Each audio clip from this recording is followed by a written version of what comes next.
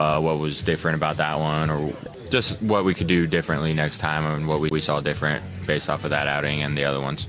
And that sinker that Bradish mentioned, it's now his primary pitch, and it's a big part of Kramer's game too, a pitch he uses 16% of the time. So while Bradish and the O's know Kramer inside and out, the Twins are still getting to know him. We caught up with Twins pitching coach Pete Mackey to ask what his first impressions were watching Dean start in Kansas City. He's got good touch, man. He knows where the ball's going. I think he'd tell you he didn't really show that great. His counts weren't always in his favor. But he's got good touch. He's got good feel for pitching. He's going to be in any pitch, any count type of guy, and has just good awareness of where his strengths are and where his stuff plays best. Yeah, with 131 career starts under his belt, Kramer definitely seems like someone who would be self-aware. With Kramer being acquired here in the month of August, Mackey explains what the approach is to help Dean improve while not trying to change too much. In a shorter stint, right, we have like 7-8 weeks left. You want to look at like choice and location, like usage and location. I think that's like typically the lowest hanging fruit, to say that we're going to get him and say like, oh, we got this on your glove arm and change this immediately. It's like the juice may not be worth the squeeze in terms of like some of the things involved with pitching. So that's my general answer to that, is like, what is the most attainable, what's going to provide the most fruit in a 7-week period? That's kind of how I frame that. And of course, it's bad coaching if it's like, here are these 8 things that we see that we'd like you to get better at. We got him for a reason, right? He's good, as he is. And hopefully good enough to beat his former team tonight. Mackey said while he and Ryan Jeffers will do their usual homework on the Orioles hitters, they are definitely giving Kramer the creative leeway to use his firsthand knowledge and familiarity to get those Baltimore hitters out. That was tonight's Twin storyline, and we are ready to send it upstairs to Chris and Danny for Game 1 between the Twins and Orioles. It's next right here on your home for Twins baseball. It's time for a Twins player profile. Hey, what's up? This is Byron Buxton. What's your favorite memory from watching baseball when you were young? 2003, we had this field called Green Monster, and I was the first 9-year-old to hit a homer over it. That was when I kind of took baseball a little bit more serious. What's your favorite movie or TV show? Movie is Forrest Gump. One, I like to run. Forrest Gump is always going to be my movie, but I also like Major Payne. I like to be funny. What's your favorite clubhouse meal? Peanut butter and jelly sandwiches. I'm not a big person before the game because I don't like to get too heavy. Get too heavy, I can't move. What charitable cause are you most passionate about and why? Military. My brother been in the military. He's in the Navy. Knowing what he does and everything he has to go through, don't take every day for granted. This is Byron Buxton. Hope you enjoyed these questions. Snakes, zombies, public speaking. The list of fears is endless. But the real danger is in your hand when you're behind the wheel. Distracted driving is what's really scary and even deadly. Eyes forward. Don't drive distracted. Brought to you by NHTSA and the Ad Council. Fans 55 and better hit the jackpot with Treasure Island Resort and Casino Senior Days. Get a $5 discount for all weekday day games on Field Box, Treasure Island Cove, and Left Field Bleacher tickets. Call or visit in person today. This is the Chef of Love, Chef Jannard, TV host and restaurateur. My grandparents harvested their land to sell food and share this overflowing bounty with our community. Grandma said, for every yam we pick, we give one away. In the world they cultivated, I love preparing and eating dinner with my family on Sundays. When our resources changed, food assistance programs sustained us. They gave me fuel to start my first culinary business at 16 years old, and inspiration to donate the extra food in my community. Through my life, I've developed an appetite to work with others to ensure everyone has access to the nutritious food we need to thrive. Together we can help end hunger. Come on, join the movement with Feeding America by volunteering, donating, and advocating. Learn more at feedingamerica.org/act now. Brought to you by Feeding America and the Ad Council.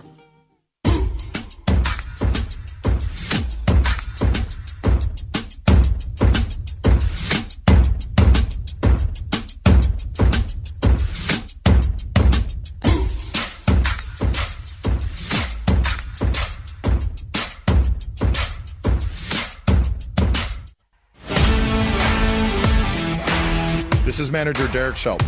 The lineup card is completed, my guys are ready, and it's time for Twins baseball. Swung on and hit high in the air to deep right field. Does Clemens have another one? He does. High in the air down the right field line, and this ball is out of here. Brooks Lee has tied it up 2-2. Byron lifts one high and deep to left and into the bullpen for a home run. There's 2-2 on the way. Swung on and this got him. Ryan, little fist pump. He strikes out the side. Royce Lewis Tapper back up the middle and through, and Royce Lewis wins it for the Minnesota Twins. Twins baseball is brought to you by Target, proud partner of the Minnesota Twins. Now let's head live. Well, good to the evening ballpark. once again, and welcome back to Target Field. Chris Atterbury high atop Target Field as the Twins kicking off a three-team homestand by hosting the Baltimore Orioles on a gorgeous Monday night in downtown Minneapolis. The Twins are 58-61, certainly happy to be home where they've won 6 of their last 7 home series. They entertain a streaky Baltimore Oriole club who is very similarly arranged in the standings. They are 57-61 on the year. Dean Kramer, longtime Oriole, gets his first Target Field start for Minnesota. He'll be opposed by the Orioles' opening day starter, left-hander Trevor Rogers. We are thrilled to have Dan Gladden back in the booth. He's got your starting lineups. He's got your national anthem, and we've got first pitch coming up all right here on your home for Twins baseball.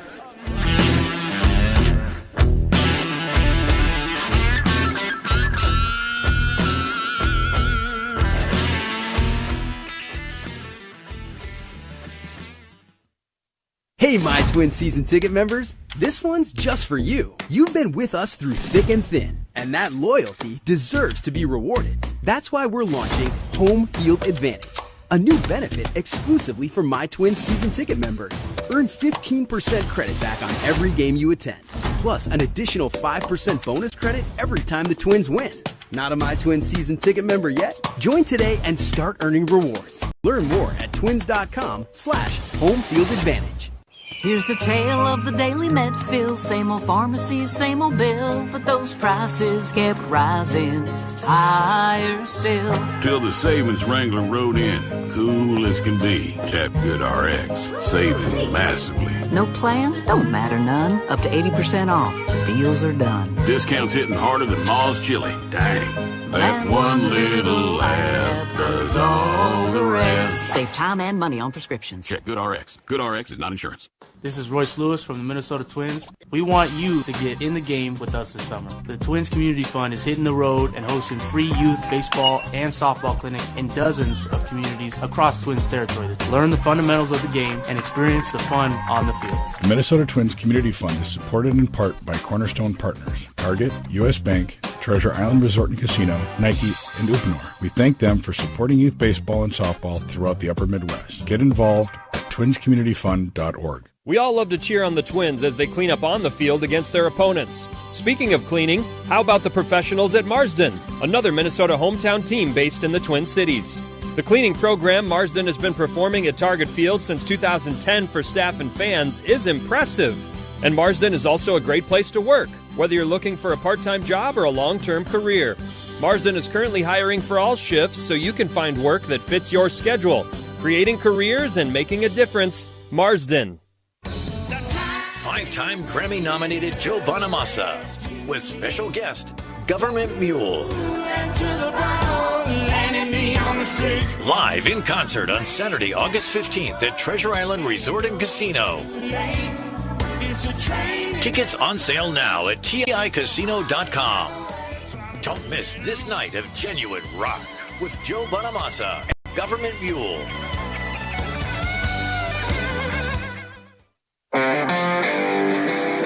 This is the Treasure Island Baseball Network. Well, welcome back to Minnesota Twins baseball as the Baltimore Orioles roll into town for a 3-game matchup. Baltimore coming in 57-61. Twins come in 58-61. Tonight on the mound, making his second start for your Minnesota Twins, it'll be Dean Kramer. And for the Baltimore Orioles, making his 22nd start, will be left-hander Trevor Rogers. Give you the rest of the starting lineups, but first, Ryan Lee with our national anthem.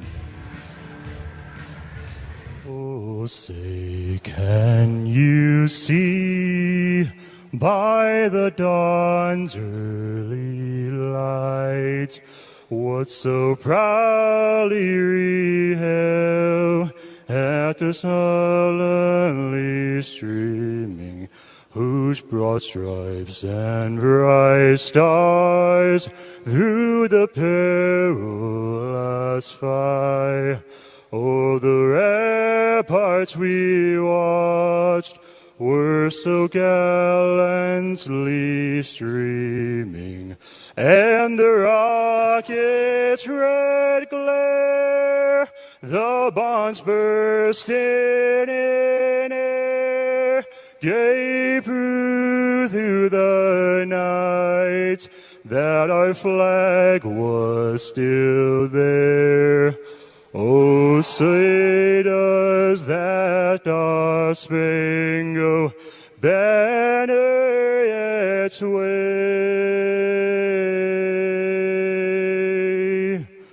o'er the land of the free and the home of the brave. Lee with our national anthem, and here is tonight's starting lineups for the visiting Baltimore Orioles. At shortstop, leading off be Gunnar Henderson. Pete Alonso, he'll bat second, play first base. Jackson Holliday bats third, plays second base. DH batting fourth be Tyler O'Neill. Dylan Beavers, he'll be in left field batting fifth. Leody Taveras in right field batting sixth. Kobe Mayo will bat seventh to play third base. In center field batting eighth, it'll be Colton Cowser. And Carlos Navarez will bat ninth and catch. On the mound, 7-7 on the year, making his 22nd start, left-hander Trevor Rogers. Here's the starting lineup for your Minnesota Twins. Leading off playing left field, going to be Austin Martin. Ryan Jeffers bats second, he'll catch. At second base, batting third will be Royce Lewis. Our cleanup hitter, it's the DH, it'll be Josh Bell, always brought to you by Marsden. They're their hometown cleaning team, keeping Target Field, that world-class facility for 17 years and running. We thank you, Marsden. Batting fifth and in right field, Luke Keyshaw. Brooks Lee at third base, bat sixth. At shortstop, batting seventh will be Kalen Culpepper. Victor Carantini gets a start batting eighth and at first base. And Ryan Kreidler will be in center field, and he'll bat ninth. On the mound, Dean Kramer making a second start with the Minnesota Twins. One start, went 5 innings, got a no decision, just giving up 3 hits. Umpires, Adam Hammery will be calling balls and strikes. It'll be Todd Titchener, crew chief, at first base. Tyler Jones at second base. Bruce Dreckman, the umpire, at third base. Lineups have been exchanged. Wait for the Twins to take the field. And here's Chris Atterbury. Danny, great to have you back, and excited as the Twins kick off this homestand. The last time we were in these seats, Cody Clemens was hitting that game-winning grand slam, and we were all going crazy. So good to be back where hopefully the Twins make some more memories here today. This series with the Orioles, presented by the Minnesota State Fair. It's that time of year. Enter to win 4 tickets to the Great Minnesota Get-Together and a Blue Ribbon Bargain Book. To enter, email radio@twins.com. That's radio@twins.com. And if you ever are trying to find Mark Janowski and it's not during a game, it's at the Minnesota State Fair. He lives there. He pretty much lives there. Wow. Yeah. Midway guy, or was he by the food? He's got a plan. He's got a grid. He's got a map. And he knows what he likes. Yeah. Twins are taking the field. Dean Kramer wearing number 13 in the Twins' home white uniform as the Twins take on an Orioles team that we last saw, Danny, on opening day. A lot has changed since then. The Orioles took 2 out of 3. Trevor Rogers was great in a 2-1 opening day win. Since then, kind of an up-and-down season for both clubs, and they're separated by a mere half game all of these weeks later. Well, they're a good club. And remember, it was a few years ago that they were on the cusp of something special and getting to the playoffs, especially in that tough American League East Division. And just things kind of fell apart a little bit. Players got hurt. They released and moved players on. But they were an organization that was at the top there for a while. Went out and got Pete Alonso in the offseason. They signed Shane Boz to a long-term deal, but they moved on from Adley Rutschman, who's been the number 1 overall pick, kind of the face of the franchise. They have moved on from him. Jordan Westberg, they've missed badly all year long. He's been hurt. And the guy who will lead off here, Gunnar Henderson, he's mired in an 0 for 13. This is a premier player who just hasn't had a typical Gunnar Henderson type of season. Well, and for some reason, the good hitters, they kind of get in a little bit of a tailspin. And Gunnar Henderson is one of those exciting players. And he's one of the guys that helped vault the Baltimore Orioles into that playoff contention a few years back. It's going to be Henderson, Alonso, and Holiday to face their old teammate, Dean Kramer. Again, the Twins defensively, another new look. They've got Martin out and left. Kreidler plays center field. The right fielder is Keyshaw, then Lee, Culpepper, Lewis, Caratini, Jeffers behind the plate. We were talking with Kalen Culpepper, known by his teammates and staff as KC before the ball game, and he was telling us today, as we watched him do all of that early work starting about 3 o'clock, first time he's ever had a chance to take ground balls in this ballpark. Yeah, and he was kind of wide-eyed and, learning where to go and the surface of the infield.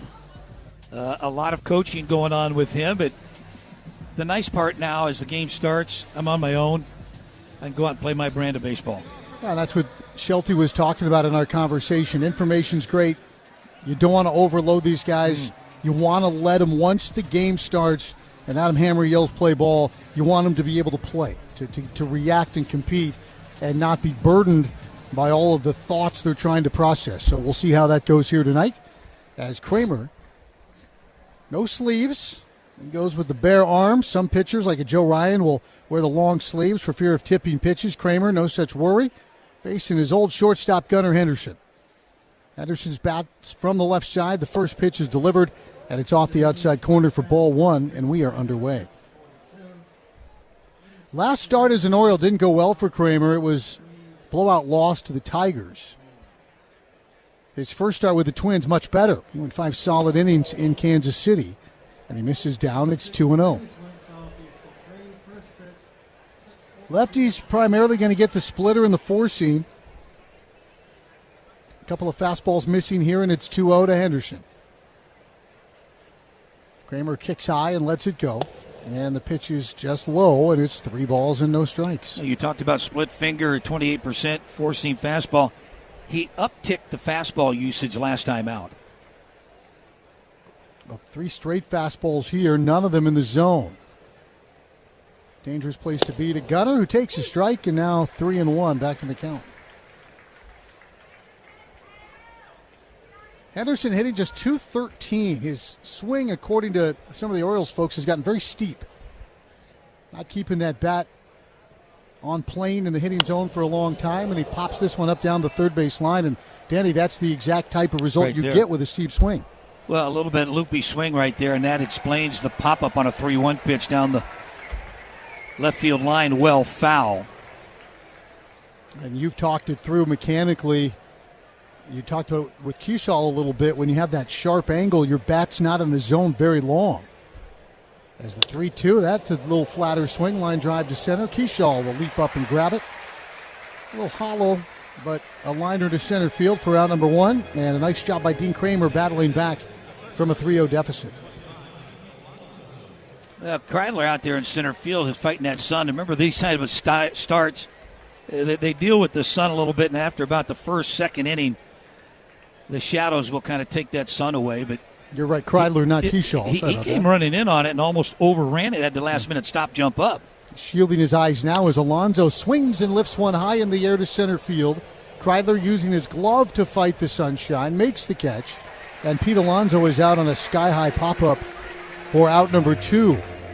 Alonso, a guy who has just clobbered the Twins wherever he has faced them. New York, Baltimore, Minnesota, hasn't mattered. And there are 2 quick outs for Jackson Holiday. And, Danny, we talked about it in the open with John. So important to throw goose egg up here in the first inning. That was problematic on the road trip.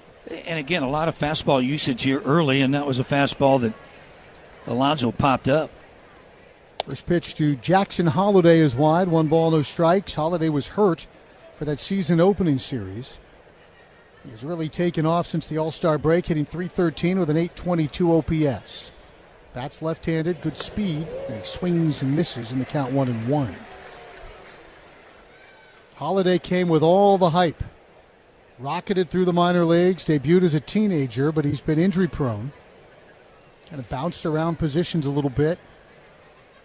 1-1, swung through. There's that splitter, and it's 1-2. Yeah, got him on a breaking ball, first strike, and then all of a sudden right there, good splitter. Good action on it, down and away. A ball and 2 strikes to Jackson Holiday. Kramer began the inning with 3 straight out of the zone, but he has 2 outs, both in the air. And he's a strike away from the dugout. The pitch is taken low, 2-2.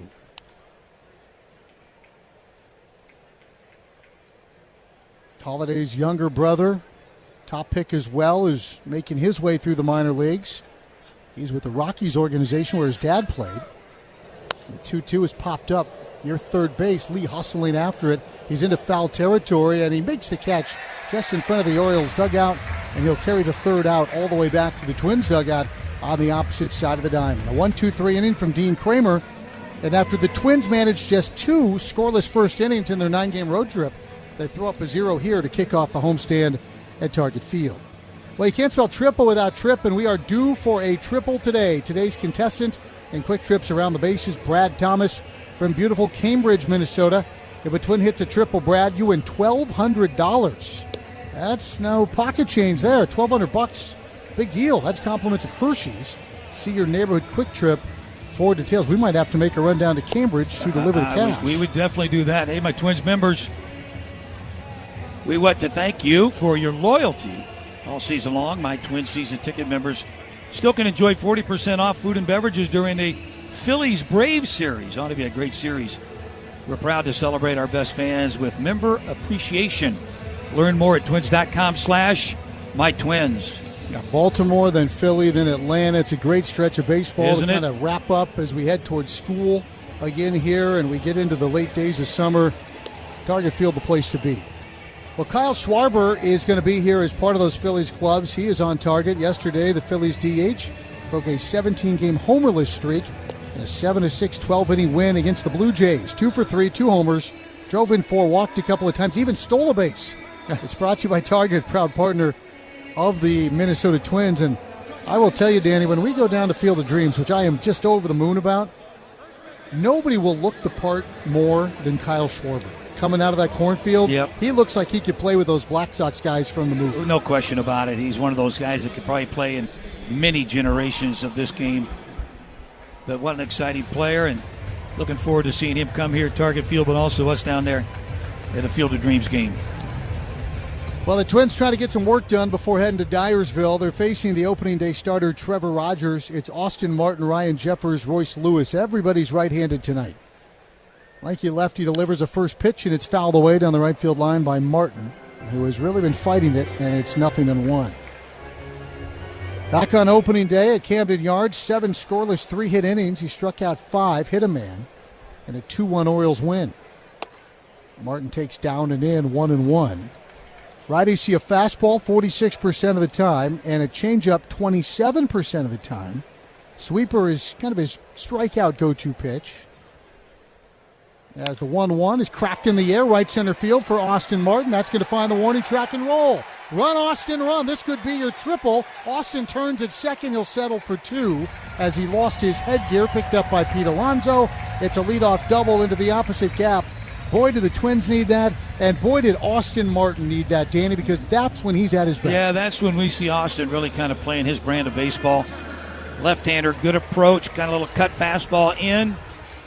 Was able to kind of drag the bat head there and get it well placed. Well, you talk about it all the time with a guy like Rogers. Use that big part of the field. Here's Ryan Jeffers. First pitch to Ryan is taken inside, 1 ball, no strikes. Jeffers has hit safely in 9 straight home games, and he has been the Twins' best bat against left-handed pitching this year. Hitting over 300 at .319, OPS at .932. Watches down and in, and the count 2 balls, no strikes.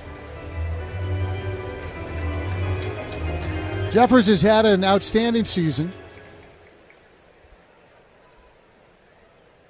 Looking to finish strong as he heads off into free agency, well-deserved. He'll have a bevy of suitors. There's a pitch taken down and in, and the count 3-0. Worked himself into a nice count.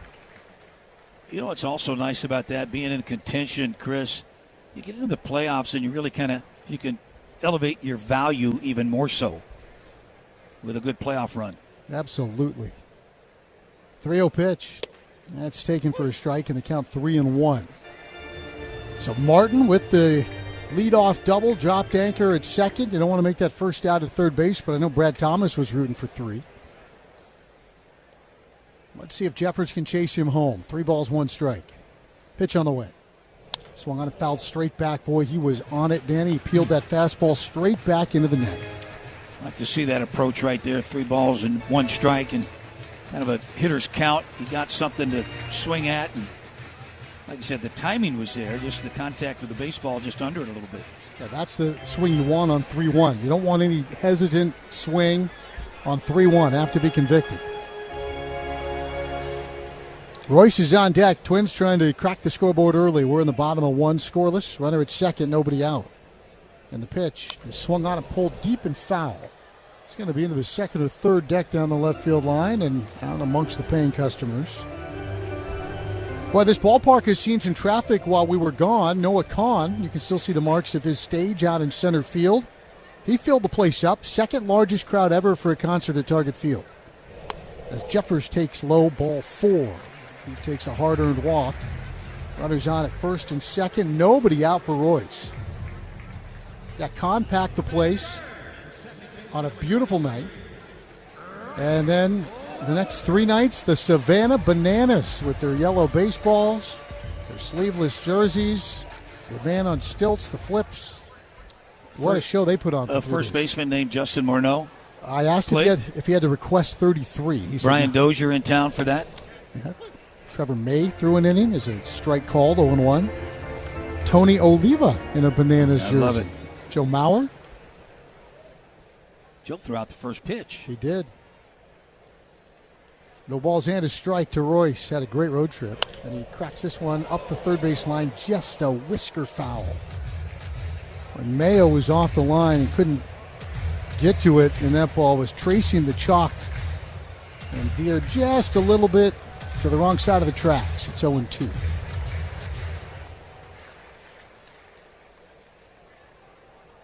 Just underway, lid lifter of this 3-game series. 8-game homestand. Look back to second at Martin. Now the pitch. And check swing. Did he go? He did. And Lewis is out on strikes. So Royce came off maybe his best offensive game in Kansas City. Went into Milwaukee. Had a couple of strong games, then had the 4 strikeout game. And he strikes out here for out number 1 in the inning. It's up to Josh Bell. Josh Bell, good numbers against Rogers, 6 for 15 career. He bats right-handed. Pitch taken in, 1 ball, no strikes.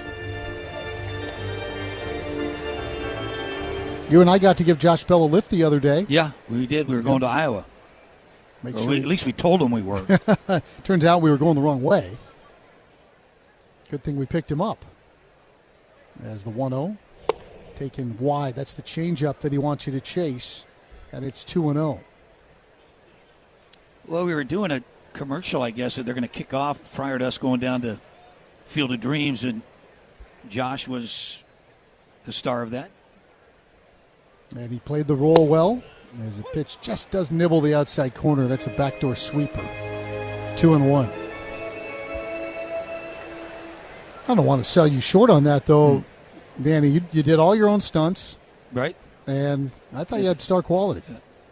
2-1, rolled towards short, could be 2. Henderson goes to second. Holiday's relay back to first in time for an inning-ending rally-killing double play. That is Rogers at his finest. He rolls Bell up 6-4-3, and the Twins turned aside scoreless despite the leadoff double here in the opening frame. We've played 1. We're scoreless at Target Field, and this is your home for Twins baseball.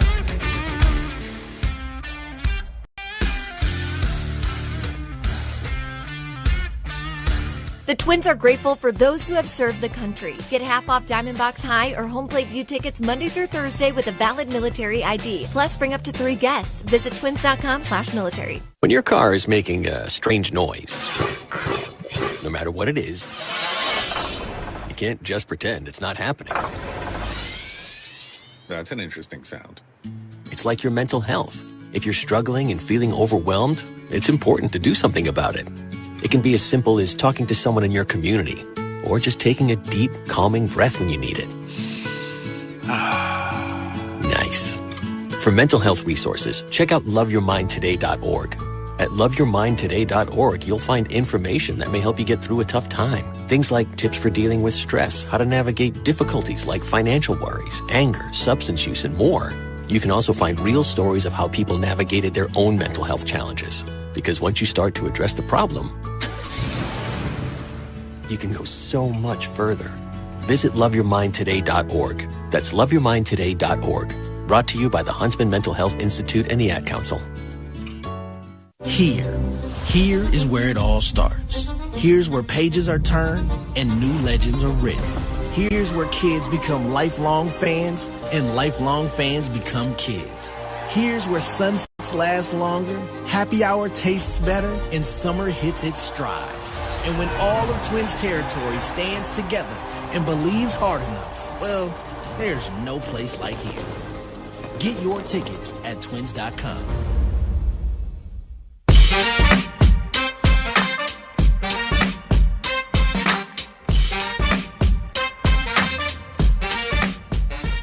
Tyler O'Neill going to lead things off top of the second. O'Neill, Dylan Beavers, and Leody Taveras. Dean Kramer facing O'Neill, who over his last 50 at-bats is slugging an astounding .750. The first pitch is in there for a strike on the outside corner.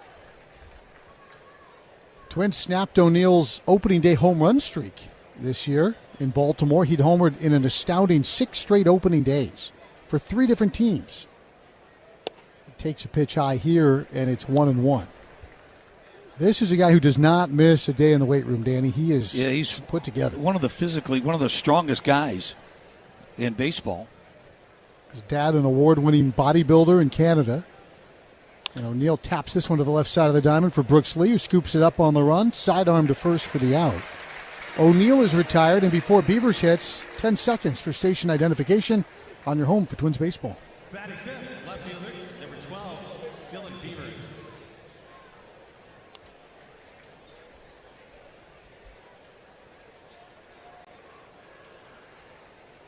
Dylan Beavers, 6'5" left-handed batter. He's out of Cal Berkeley. Grew up in Paso Robles, California, right down the road from Brooks Lee, who's in near the grass at third base. Pitch wide, and it's 1-0. The two played basketball against one another in middle school, high school baseball against one another, but were never teammates until they played for Team USA together. Still very good friends. They go back home in the off-season as Beavers takes a breaking ball for a strike, and I asked the obvious question to Brooks. I said, how did he get away from your dad? Why didn't he play with you at Cal Poly? And he said, my dad messed up. He said he was looking at Dylan Beavers as a pitcher. As a strike on the knees, and it's 1-2. And he said, nah, he's not good enough to pitch here. So he went to Cal, and he wasn't good enough to pitch there, but lo and behold, a growth spurt, went to the outfield. Brilliant career. Here he is in the big leagues. Yep. 1 ball and 2 strikes to Dylan Beavers. High leg kick in the pitch, and he watches down on the count 2-2. You think it's too late for Corey's growth spurt? Growth spurt? Yeah. Well, that surgery that we're saving for, where we're going to get his femurs enlarged, I think that's going to do it for him. Well, he's going the other route, too. Yep. He got his hair done. And it looks good. There's the 2-2. Swung and a miss. He struck him out. Kramer fans Beavers. 2 away in the second. I forgot to tell you, because we were on the road so long, but I think you probably need to know Corey had a big moment on the road. He bought, like, hair paste. Hair what? Like paste gel. Oh, yeah, sure. Yeah, sure. He bought his first, like, hair stuff in a long, long time. Nice. He was very excited. What was the stuff you used to steal from your dad? Wild Root. Wild Root. Yes. I don't think they make that anymore, but it was... Taveras swings and misses. That's the one you. I think he took a case in on a trade-in with a car or something. And you do a little ducktail in the front? Yeah, we finally got to grow a little bit of what I called the Chuck Knoblack look, the little pompadour at top. No balls here to strike. And that's down and in on the back foot. 1 ball, 1 strike. And, of course, you got sent to the chalkboard. Yeah. I had to put my head on that chalkboard and then had to look at that grease stain on the chalkboard the rest of the year. Wild Root, the lesson of the day, Wild Root stains. Breaking ball popped up. Good pitch, had him out in front. The right fielder, Keyshaw, racing in. He waves everybody else off. He makes the catch. And another 1-2-3 inning for right-hander Dean Kramer. We've played 1.5. We're still scoreless. See if the Twins can change that when we return on your home for Twins baseball.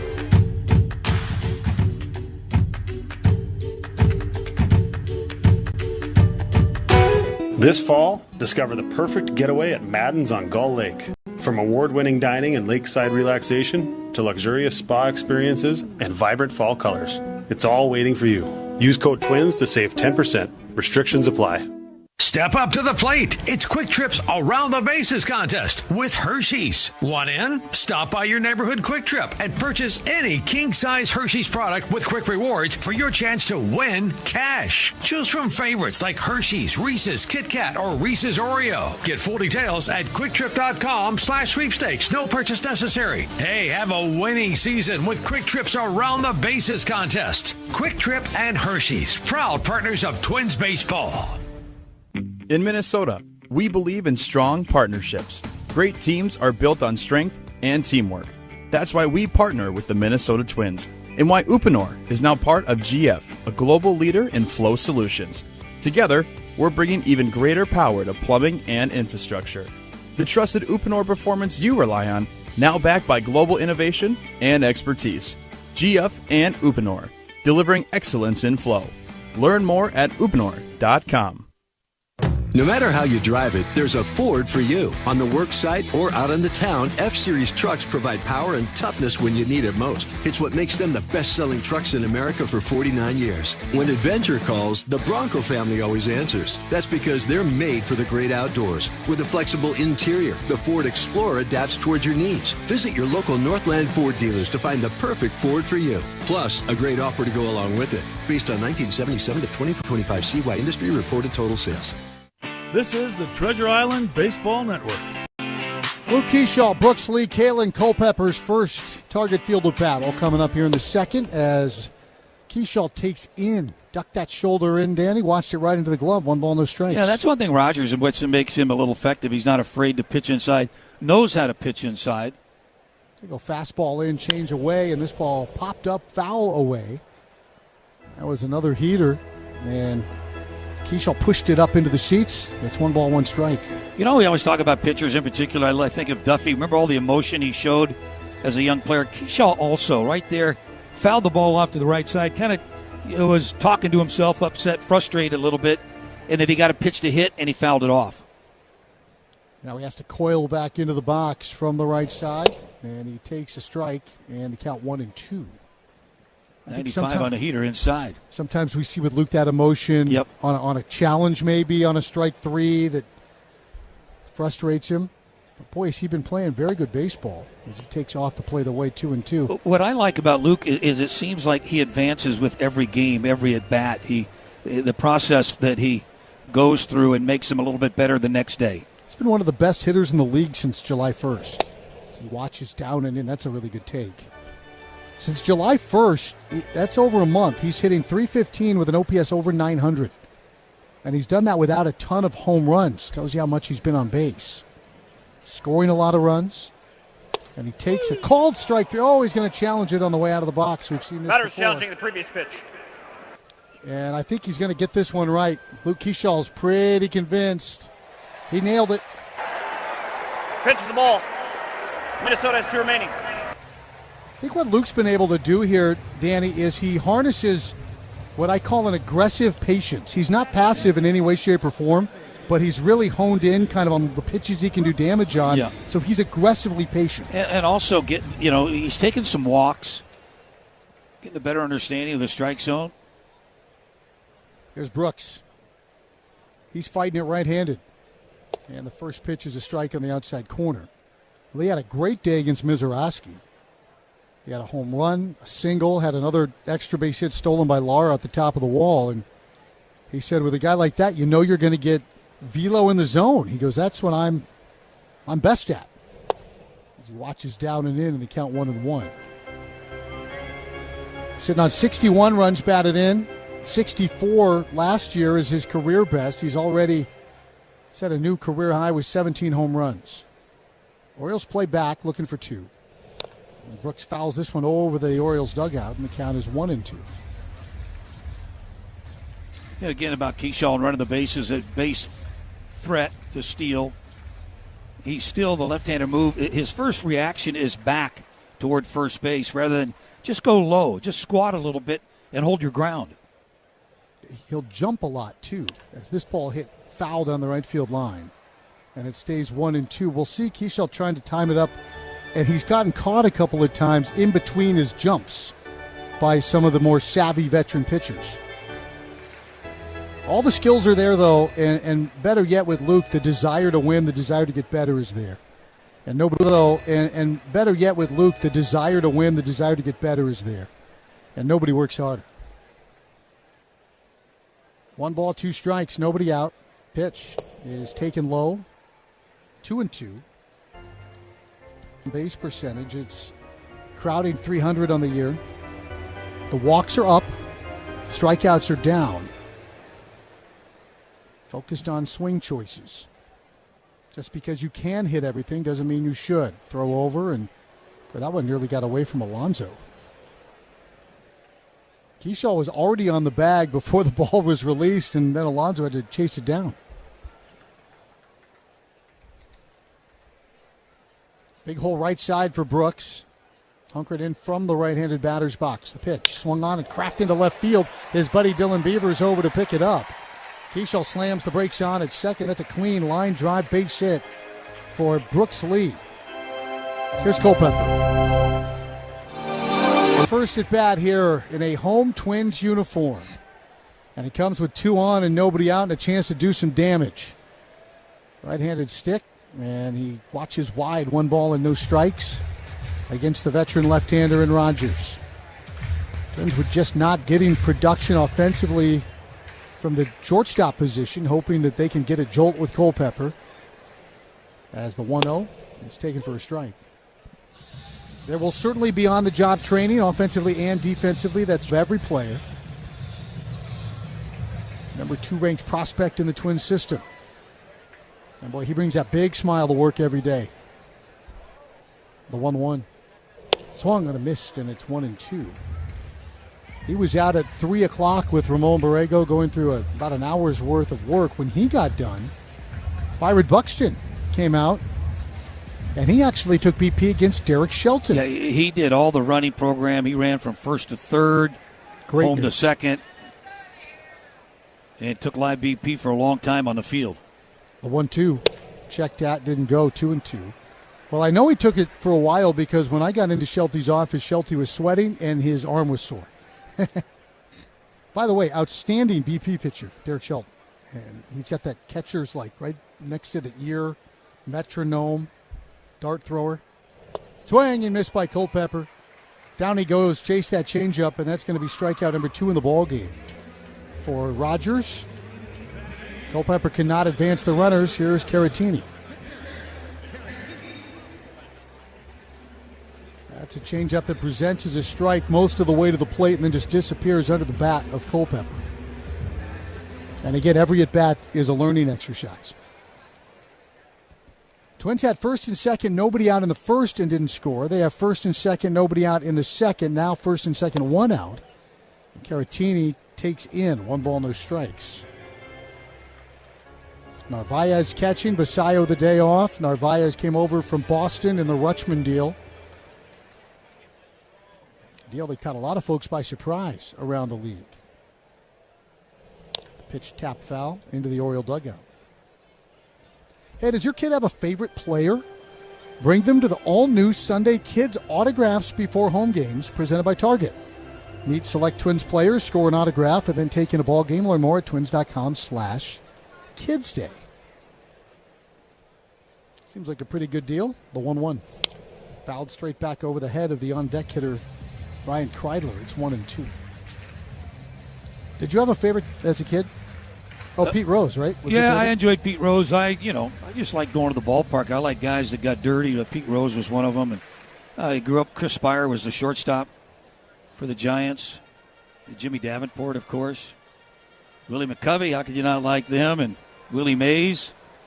Pretty easy to like. Yeah. Ball and 2 strikes on the way. Swung on a missed and struck him out.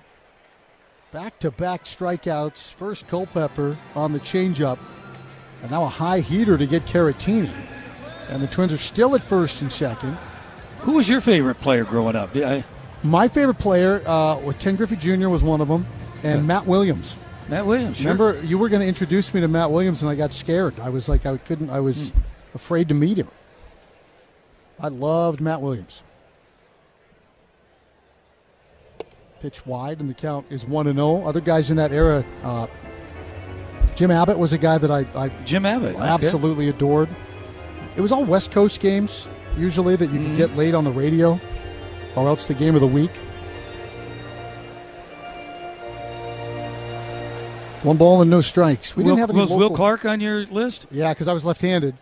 Loved Will Clark's swing as a pitch wide. It's 2-0. You couldn't mimic it, though, could you? No. Who could? I tried. I was telling Molly when we were in Milwaukee, I used to try to do the Cecil Cooper batting stance. 2 balls and no strikes on the way to Kreidler. And it's up and away, and the count 3-0 to the number 9 hitter, Ryan Kreidler.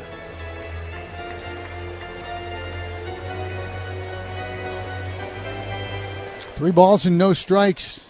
I think the take sign might be on here with first and second, 2 gone. Rogers has thrown a bunch of pitches on the way, and it's taken for a strike outside corner. Scoreless baseball, Twins and the Orioles, they're right there with about a dozen other clubs in the AL jockeying for position in the wild card hunt. The Twins have the advantage because they also are jockeying for position in the winnable American League Central. As Kreidler smacks one foul on the right field line. And it's 3-2 with the Orioles. You're looking up in that division at Boston, New York, and Tampa. A little tougher road to hoe. Yeah, I have a tough time looking at the wild card right now because there's so much baseball left. And there's going to be some separation at some point. Someone's going to get hot, and someone's going to get cold. Yep. 3-2, runners go. Pitch popped up. Foul territory, first base side, out of play. It's not a bananas game, so Kreidler's at bat will continue even if a fan catches it. Apparently at one of the bananas games here this weekend, 10 fans caught foul balls, and it's a new record. So kudos to all those fans who probably grew up listening to you encourage them to bring a glove to the game. Yeah, but just, they know the rules sell out. I was surprised how many people actually did bring their gloves. Yeah. Those are your people, Danny. 3-2, they're going. A little swing back up the middle. A one hopper on the charge for Gunnar Henderson, who picks it up and throws to first. And he retires Ryan Kreidler on a little check swing ground ball back up the gut. Second straight inning, the Twins have 2 on, nobody out, and can't score. Twins baseball.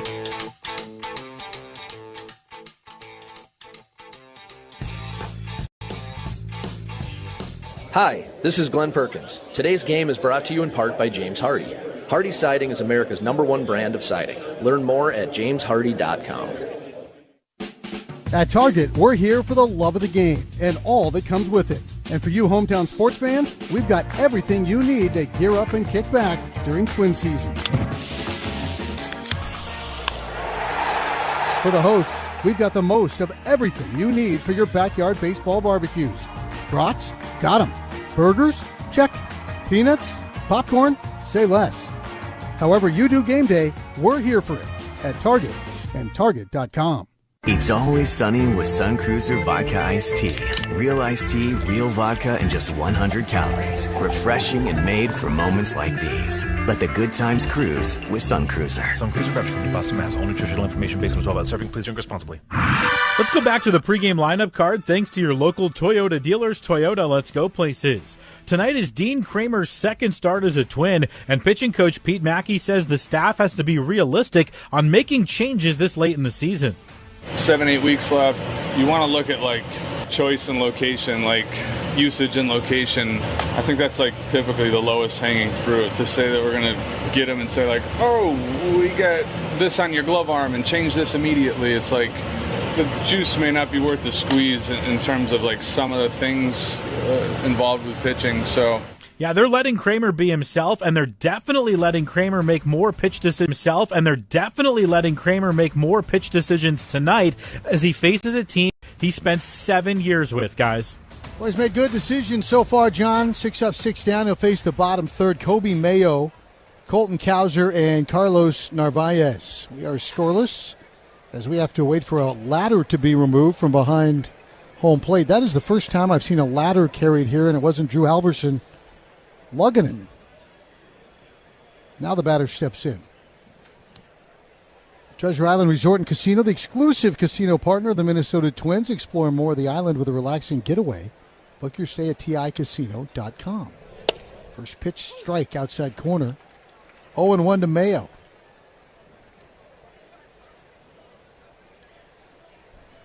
Big Kobe Mayo playing at third base. Trying to unlock his power. He's always flashed it as a strike called, 0-2. Hitting just .212 on the year. He does have 15 homers, just 42 runs batted in. Next strikeout will be his 100th on the year. He's sitting on 99. And he will join Henderson and Alonso in triple figures. See if Kramer can get him there. The 0-2. Rolled towards shortstop. Culpepper's first chance. Picks it up, throws to first. There's the arm. And well done, out number one. Now the fine-tuning of the defensive mechanics is going to be an ongoing developmental process for any player. Culpepper certainly no exception, and he was out there working on it today and finally got a chance to put it to use. Good little play right there. He got around it on perfectly and made a nice, strong throw across the diamond. Batter is now Kauser. Colton Kauser batting left-handed as Kramer delivers, taking the first pitch off speed for ball one. Boy, beautiful night here in downtown Minneapolis. Good little crowd here in attendance. Good place to be outside on a Monday with your friends, kicking back and enjoying some baseball. As a good breaking ball drops in, and the count is 1-1. I know other parts of the country are dealing with the smoky air, particularly out west. We had that about a month ago. Shut down a lot of outdoor activity, but a clear, beautiful night tonight. Swinging miss, and the count is 1-2. This is the night where if you can't make it to the ballpark, you get on your pontoon, you bring your radio, you turn us up, kick back, maybe put a line in the water, some ice in your glass, and have just a perfect evening on a Minnesota lake.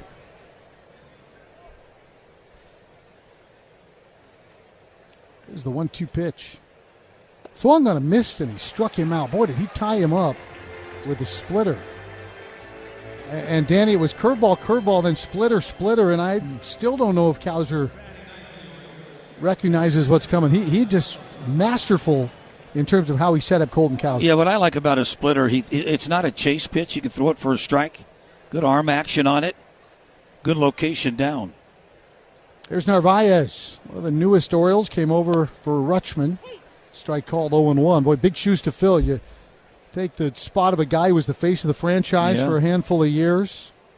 Really beloved in the community, the clubhouse. Narvaez, good player, though. He had a great rookie year last season in Boston. The pitch fouled straight back. And, of course, they've got Basayo, who they really like, who's not in the lineup tonight. You know what's tough about a catcher going over to a new organization? And, you know, Boston's in their division. But learning the pitching staff, to be able to go down there and kind of, you know, you talk about rhythm with the pitchers. You want to be able to push the right button that guy wants to throw. Narvaez is 2 for 2 in his career against Kramer. And the 0-2 pitch is down and away. 1 ball, 2 strikes. Narvaez carried a long 0 for into his first couple of games in Baltimore, and he finally snapped his 0 for 19 with his first hit as an Oriole in yesterday's offensive outburst against the Rangers. They scored 10 runs yesterday after scoring 11 in their previous 5 games combined. 1-2 is wide, 2-2. Alonso hit a couple of home runs. Part of a 3-city road trip. Then they'll go home briefly and then out on another 3-city road trip. Top of the third, scoreless baseball. Jeffers puts the target up. The 2-2 pitch is taken. They're going to challenge. Catcher has challenged the previous pitch. Call the ball, but Ryan Jeffers thinks that's the end of the inning, and I think Ryan Jeffers is correct. I'm going to go ahead and write a strike. Pitch is a strike. The batter's out. Minnesota has 2 left. Well done, RJ. And 9 up, 9 down, 3 punch-outs for Dean Kramer against his old club. We're 2.5 innings into this one. We're scoreless on your home for Twins baseball.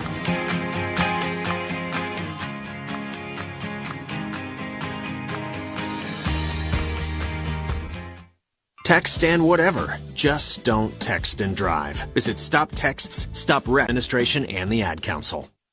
Ever thought of a family-friendly spot to enjoy the sunshine? Look no further than Target Field in the alcohol-free family section. On top of that, tickets will include a tasty hot dog and a refreshing Pepsi. To take in the best deal in town, visit twins.com/tickets. They are our cuddlers and coworkers, purr machines and love bugs, and constant companions. They are our pets, our family, and they make life so much better. When we face unexpected challenges in life, so do our pets. That's why we're on a mission to support people who love their pets and the pets who love their people, ensuring these families stay exactly where they belong, together. And you have something to offer. With an open heart and mind, there is nothing you can't do. There's no gesture too small or too big when it comes to helping. Whether donating a bag of kibble, sharing an Instagram post of a lost cat, or welcoming a foster pet into your home, every bit of kindness counts. You can help keep pets and people together. Visit petsandpeopletogether.org to learn how to be a helper in your community. This has been a public service announcement brought to you by Maddie's Fund, the Humane Society of the United States, and the Ad Council. Schools, 501c3 nonprofits, and youth sports organizations can earn up to $4 per ticket sold with our fundraising program. No upfront costs, just pay for the tickets you sell. Book your next fundraiser at twins.com.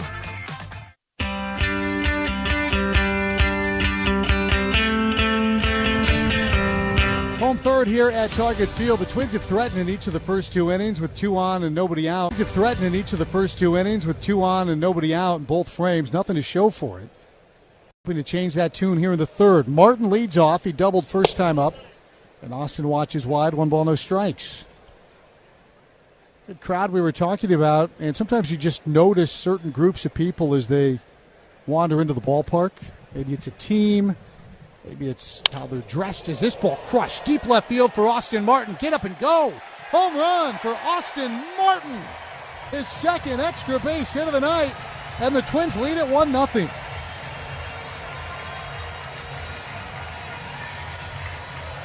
Austin Martin crushed that ball. 105 off the bat. 399 feet for his third home run of the year. And I don't think Austin Martin's in a slump anymore. 1-0 Twins. He's cracked a couple tonight. But Danny, you always talk about the approach against a guy like Rogers. See the ball a little deeper. Yep. And when they make the mistake or they come in, you still have the ability to pull it with power, and that's exactly what he did. Good swing right there. Head down. Good follow through. Good balance. Squared it up. That has to feel great for Amar. Twins up a run. And the 1-0 pitch, a strike, dropped into Jeffers, and the count is 1-1. Anyway, one family came in the Thriving Club tonight, and they were impossible to miss. And there's 4 of them as Jeffers checks his swing. And the guy is wearing a full white baseball uniform, red cap, and it's essentially a Rockford Peaches managerial uniform like Tom Hanks wore when he played Jimmy Dugan in a league of their own. And the rest of the family is dressed like players from the Rockford Peaches. There's a pitch low, 2-1. We've got the pink uniform with the dress and the red cap. And these aren't young girls. No. These are women here. They're ready to play. Well, they have gloves. They all have their gloves. And there's no crying in baseball. Here's the 3-1. And it's taken for a strike. That is a great cumulative look. 3 balls and 2 strikes to Ryan Jeffers, pitching on the way. Swung on and shot towards first base. Taken on a hop by Pete Alonso, and the polar bear will get up and run over to first as Jeffers shakes out his hands. It's a 3 unassisted put out, and here's Royce Lewis. Not the only Lewis in the house tonight. Terry Lewis and Jimmy Jam both in the house tonight. They're playing some organ up there. What's up? They were playing the organ. Yeah. Iconic. When you can get those guys as your guest musicians, Royce pulls one sharply foul, third base line. Past a lunging ball guy who has to play it off the carom out in fair territory. No balls and a strike. Twins had all those chances early, 0 for 5 runners in scoring position, so Martin solved that problem by hitting a leadoff home run here in the third. 0-1, fouled back to our right, and not quite enough legs to get up into the thriving club. Jimmy Dugan is waving that ball up. He had his glove at the ready. It's no balls, 2 strikes.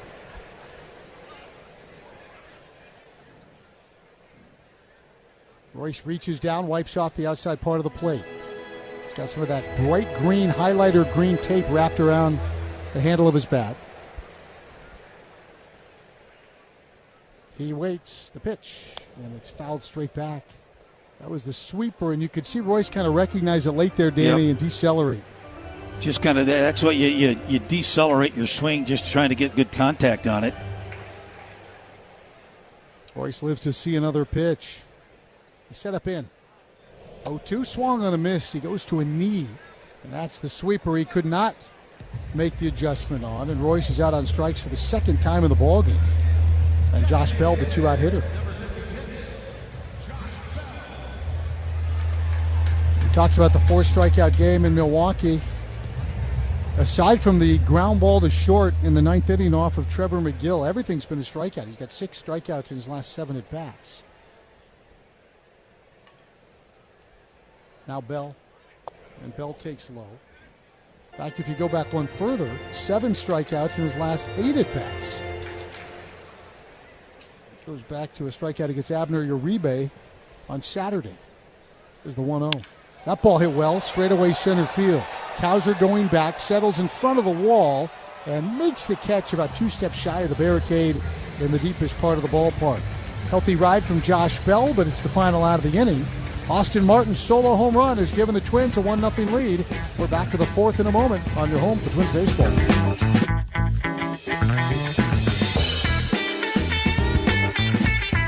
We wanted to deliver today's safe driving tip. Schneider and their professional truck drivers remind you, put your phone away while driving. Your full attention can save lives. That's today's safe driving tip from Schneider Trucking.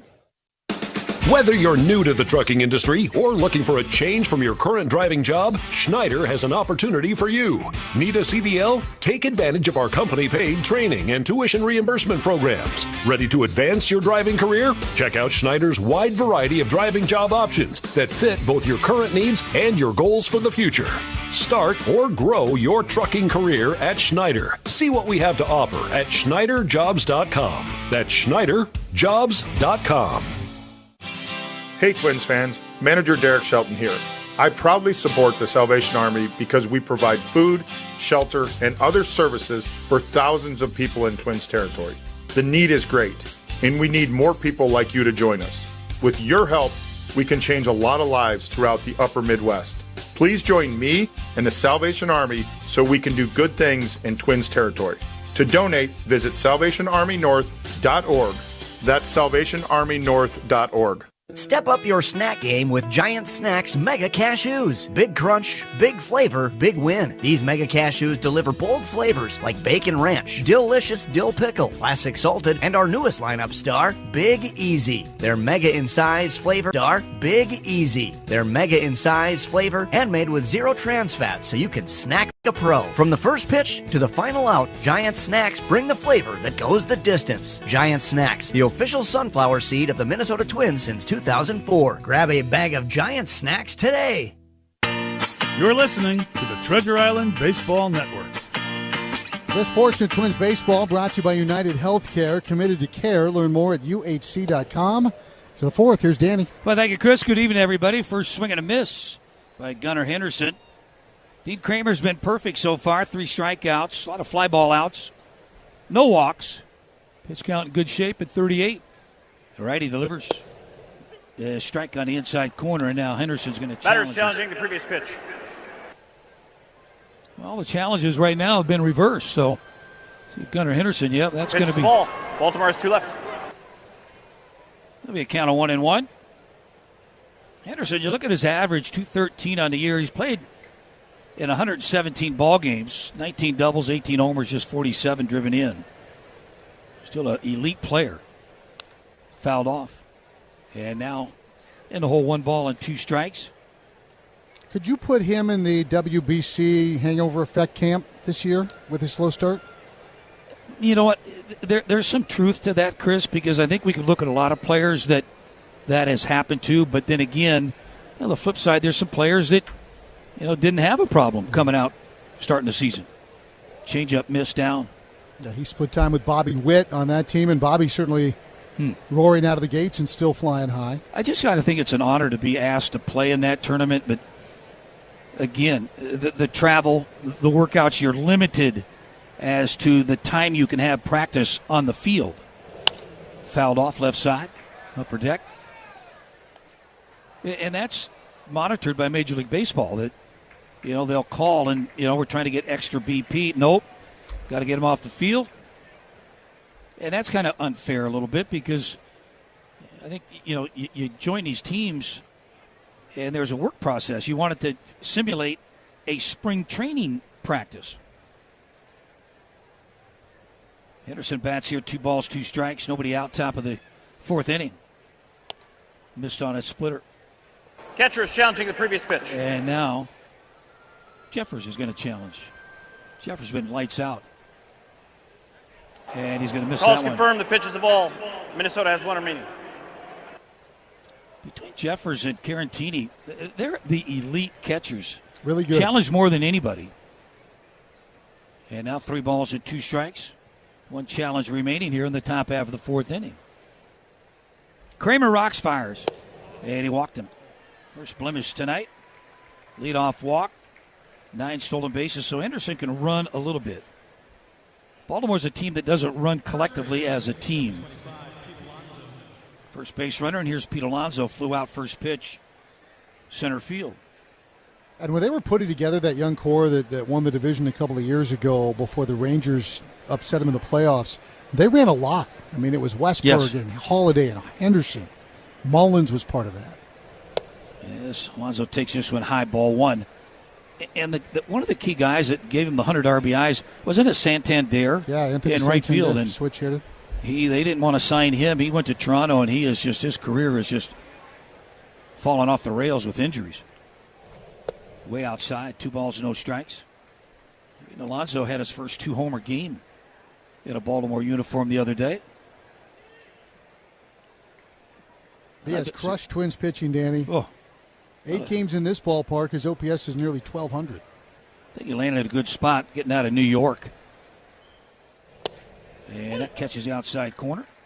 And I think New York misses him more than they will ever acknowledge in terms of some of the things even off the field in addition to his performance. Yep. You know what, though? I think they signed Polanco to a 2-year deal. They could have put that money toward Pete. Bats here 2-1. And this one's high. 3 balls and a strike now. Kramer just making a second start with the Twins. Last outing went 5 innings. Gave up just 3 hits. With Baltimore, he went 1-4 with a 6.50 ERA, and a lot of that ballooned up with his last start with Baltimore. And a pitch swung on and missed. Good little cutter there at 87 away.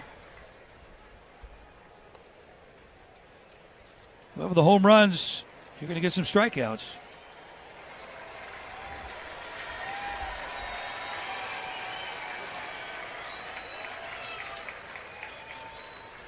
Kramer out of the stretch, 3 balls and 2 strikes.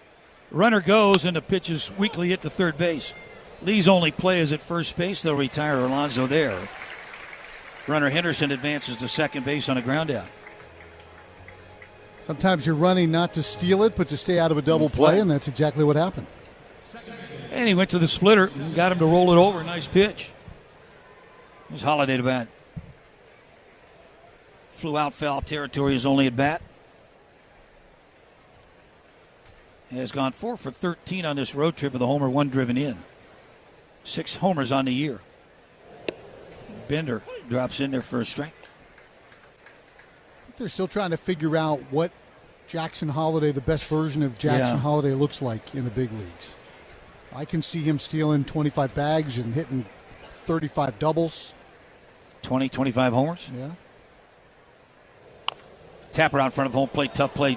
Fielded by the pitcher. Kramer comes up throwing, not in time. Well, there's speed right there. And again, it looked like Jeffers said something, and that allowed Kramer to kind of just flinch for a minute. And Jeffers was probably saying, take it, take it. And Kramer just kind of paused briefly. No chance Jeffers can get out too far out near the pitcher's mound.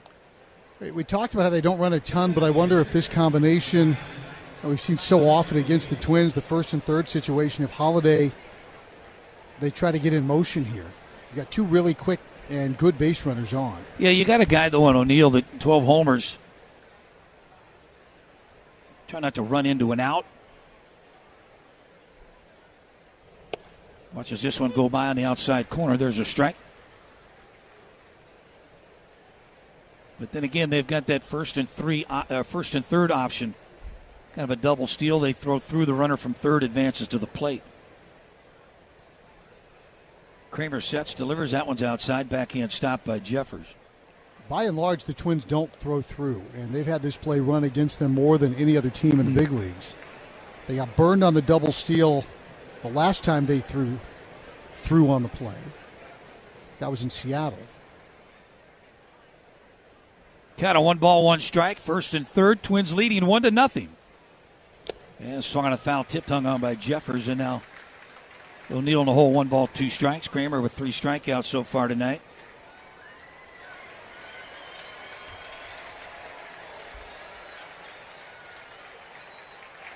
See if he goes to that splitter. Head 1-2, runner goes, and tap foul, third base side. Holiday was off and running. Said just 6 stolen bases on the year. He'd been caught twice. One thing that we used to pencil in Baltimore when they were that contending team, every player was kind of had a set lineup. And every player almost played in every game all the way down to the 8th hitter. Was running before, runs again. Swung on a miss, throw down to second.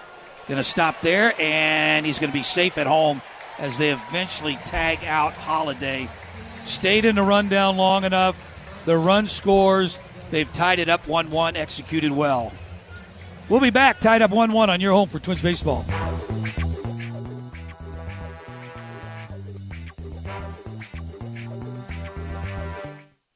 For those fortunate enough to help the person who has always been their hero, find the care guides you need to help at aarp.org/caregiving. Brought to you by AARP and the Ad Council. And Learning Through Baseball is using America's pastime to brighten young minds all over Twins territory.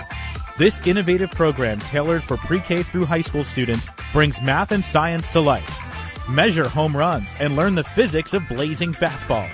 Visit twins.com/ballpark/tours to learn more and book your educational tour. Learning Through Baseball, where education meets the thrill of the game. What I know about courage, I learned from my adoptive mom. She said sometimes you just gotta hold on and know we'll get through this. Mom, we are so high up. Hold my hand. No, you hold my hand. Here we go. Learn about adopting a teen from foster care. You can't imagine the reward. Visit adoptuskids.org to find out more. I learned patience from my adoptive dad. All he had to say was, "Hey, you got this. Just breathe." Hey, we're pretty good. Yeah.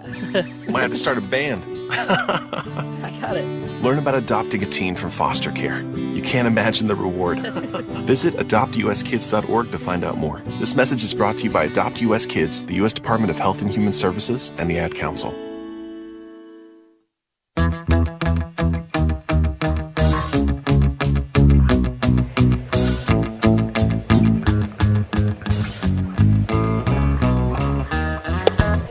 Luke Keyshaw lead off for the Twins here at the bottom of the fourth, tied up 1-1. Still discussing that play. Fourth, tied up 1-1. Still discussing that play in between innings. First and third, one out. And the runner, in this case, Jackson, broke to second base as Keyshaw breaks his bat. And now 1-1. Breaks to second base. The Twins run this play a lot. You've got good speed at third base and Gunnar Henderson. They elected to throw through to get the runner, but the runner stopped about 2/3 of the way. So Henderson from third broke, and Royce elected to kind of run after the base runner, Holiday, who was starting to retreat back to first base. Stayed in a rundown long enough for Henderson to slide across home plate.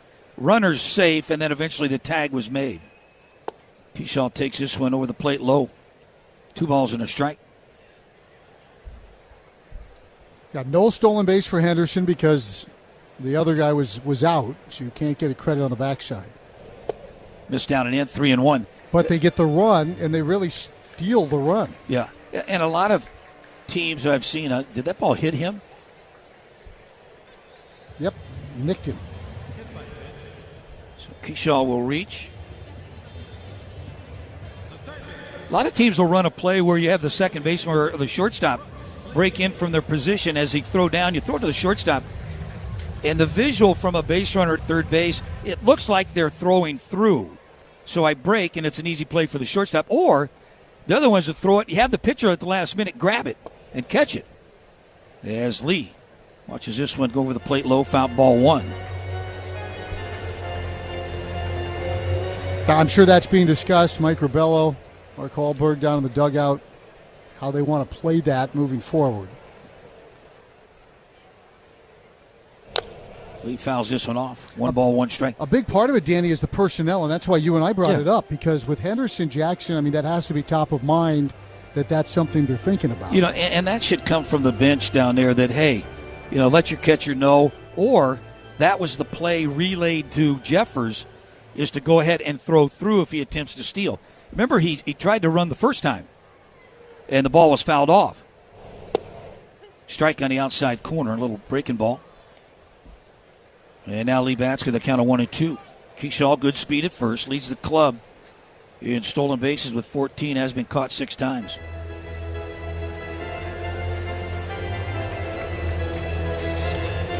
Culpepper in the on-deck circle. Brooks Lee, first on the team in multi-hits. He has 1 hit already tonight. Little lob toss over to first. Keyshaw, not sure that Rogers has that kind of a good move.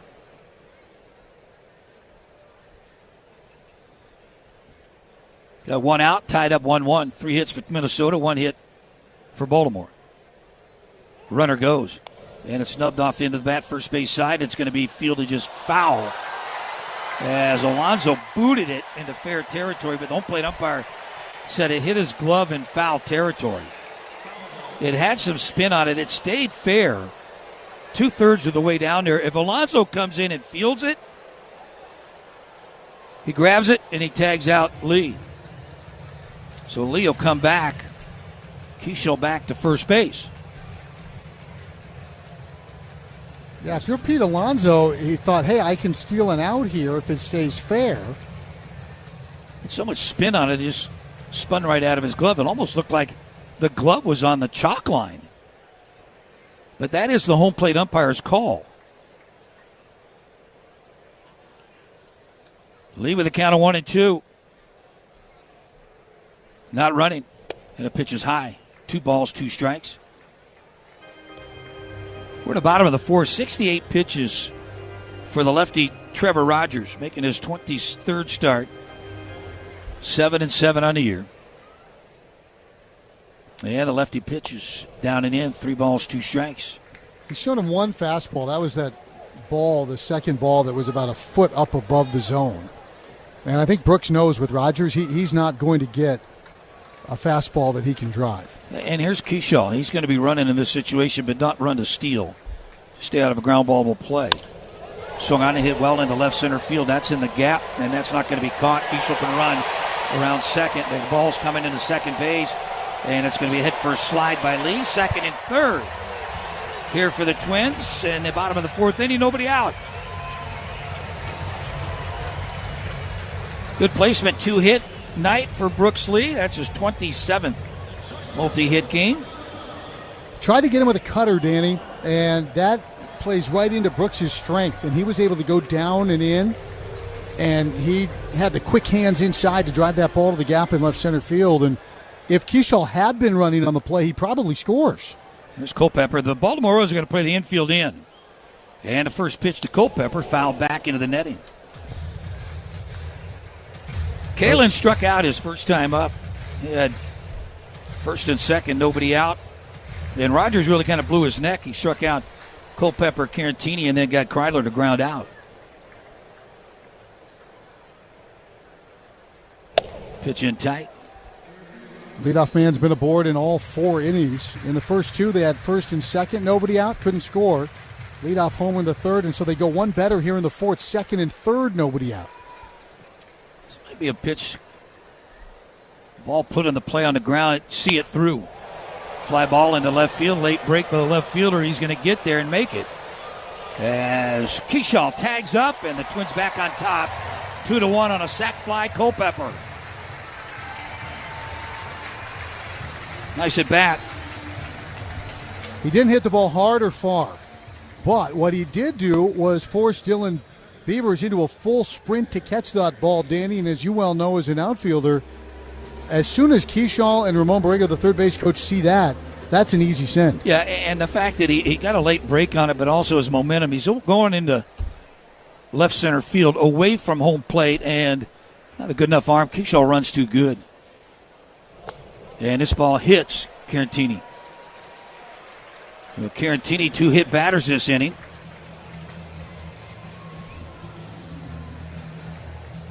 We'll set up a ground ball double play.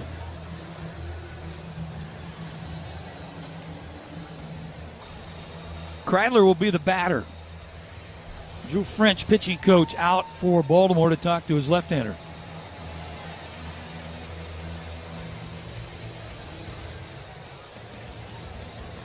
Kreidler out in center field. Byron Buxton again did every baseball drill today, and then he ran some sprints, ran the bases, and took an extended period of time taking batting practice out on the field. And that's something that Buck, we didn't see too much of it in the years past, but he started to implement that a little bit more. And today it was refreshing to watch him take batting practice. And to see him smiling while he was taking batting practice, looking like himself. Mm-hmm. And not sure when he might be activated, but with what you could see today, I think it's a good sign. Of course, they will wait and see how he comes and feels coming to the ballpark tomorrow.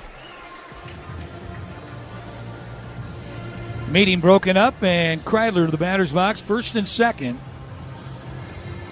1 out.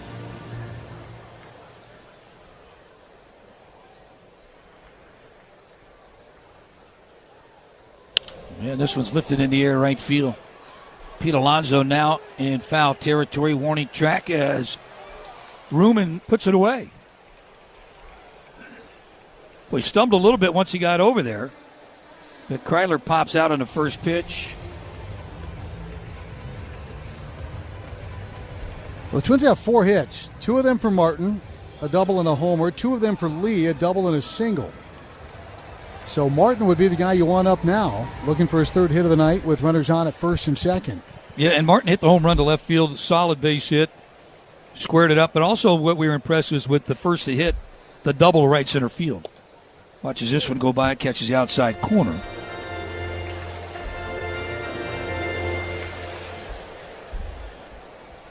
(2-1) Minnesota answered right back after the Baltimore Orioles scored in the top half of the 4th inning. Sets up away, and the pitch is way outside. Back pick to first, not in time.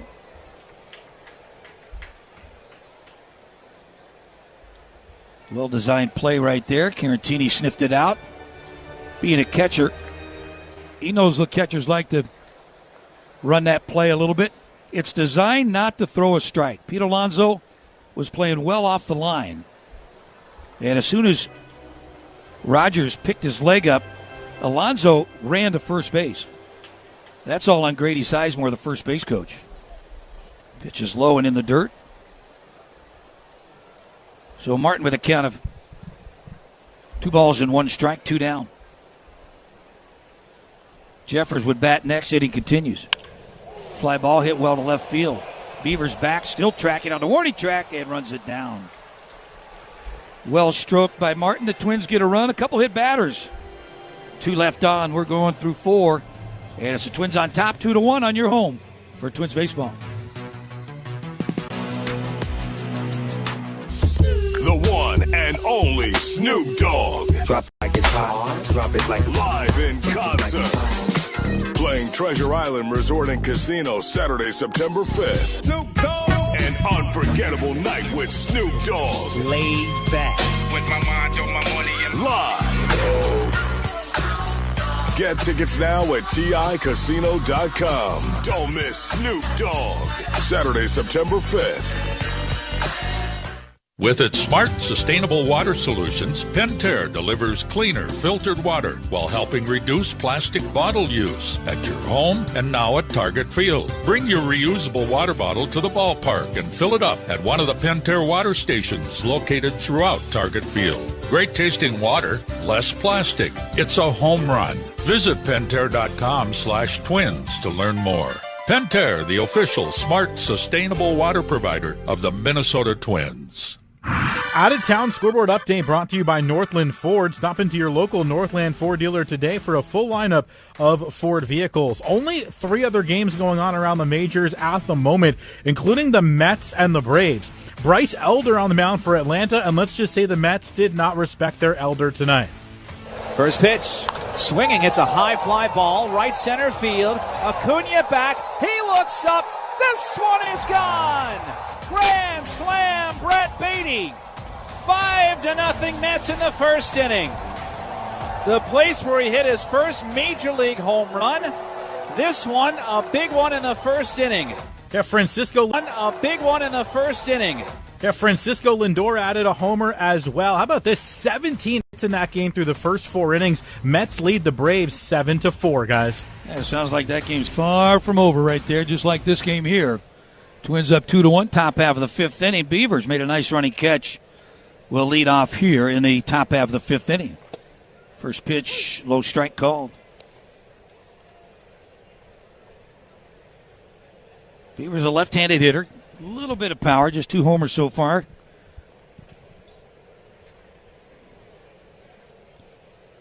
And a pitch from Kramer. That's quickly no balls and 2 strikes. Beavers struck out swinging in his only at bat.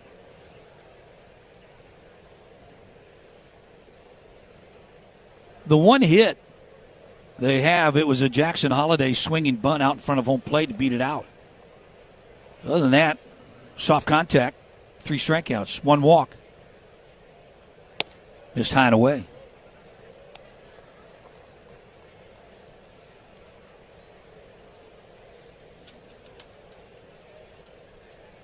Outfield straight away. Culpepper playing up the middle, got Brooks Lee at the shortstop position. Vacant at third base. Missed down and in on a splitter.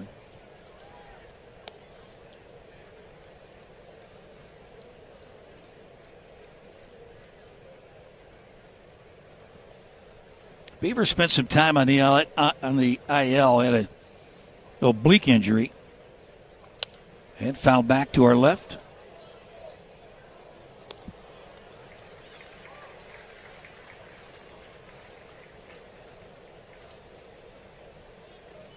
Driven in 6 runs, 6 walks over 21 ball games since the All-Star break for Beavers.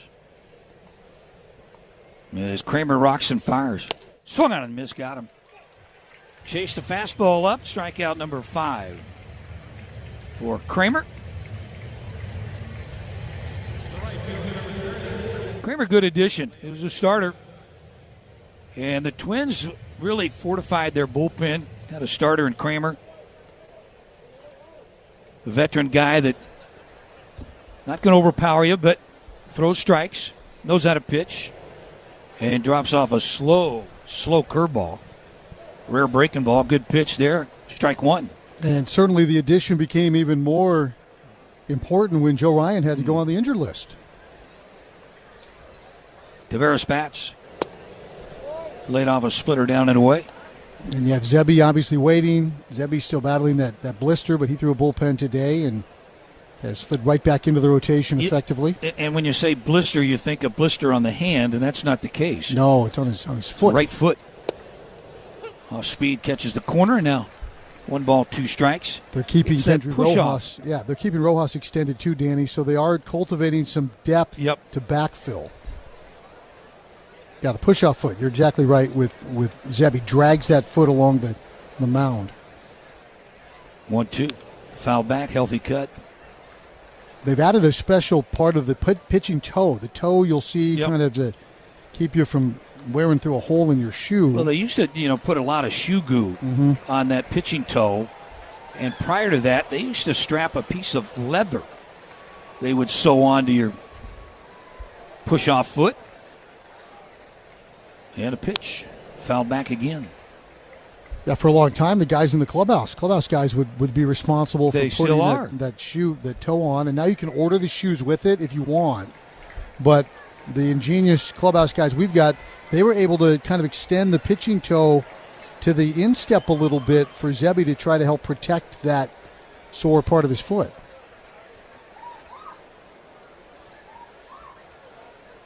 Tavares having a good at bat. Still in the hole 1-2. Ground ball right side. Going to be fielded by Caratini. He'll take it himself. Steps on the bag. Airs out number 2. Danny, a guy who showed me how to do that was Pat Neshek. We used to do this Tools of the Trade segment on the pregame show, and we asked him about the pitching toe, and he was one of the guys who would still do his own. And he let me sit there and kind of melt the stuff down and kind of how he layered it on and what he was looking to do, and it was fascinating to watch the process.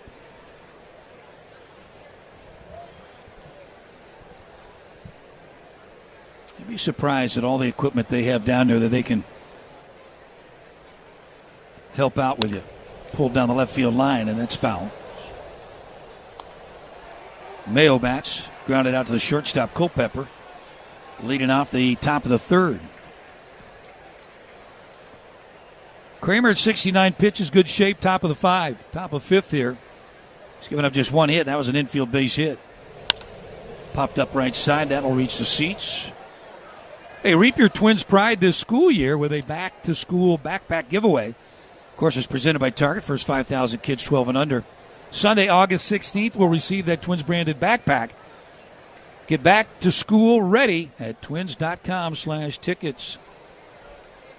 Baltimore has a right-hander, I believe, warming up in their bullpen. And a pitch. Fouled off right side.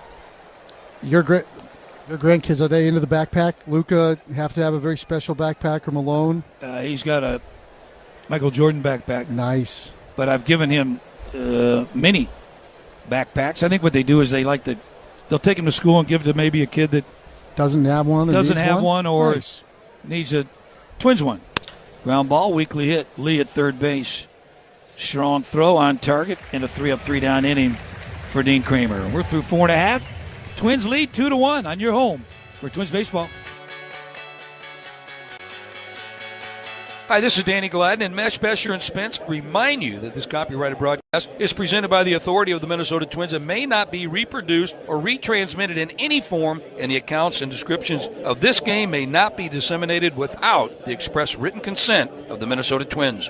Hurt on the job or in an accident? Put the state's most experienced ace in your corner. They're local, trusted, and they fight to win. Because the lawyer you choose makes a difference. Call Mesh, Besher, and Spence, the Minnesota lawyers Minnesotans trust.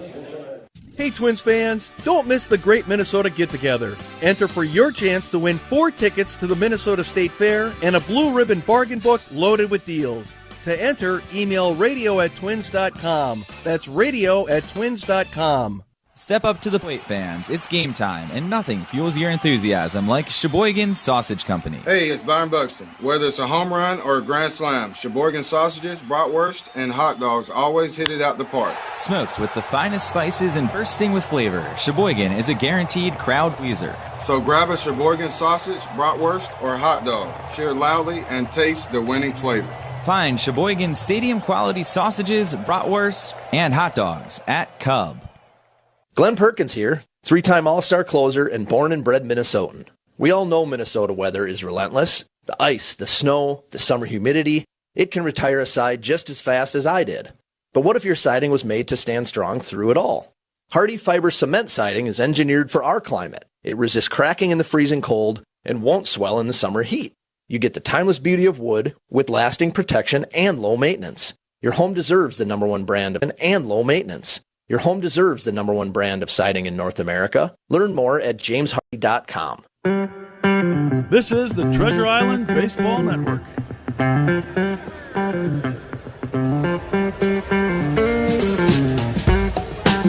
Well, that's going to be it. Trevor Rogers done. 4 innings, 4 hits, couple of runs. Walked 2, 4 strikeouts, hit 2 batters. Cam Sanders comes on, and Jeffers fouls this one down the right field line, upper deck. Big right-hander, Danny. He was with Pittsburgh earlier this year and for the last couple of years, and he was acquired in mid-July. He appeared in 2 games for Baltimore, then went back to Norfolk, where he's appeared in 6 games, all out of the pen. And he's 0-1 with a 4.26. And that one catches the inside corner. Good hard sinker. Where's number 73?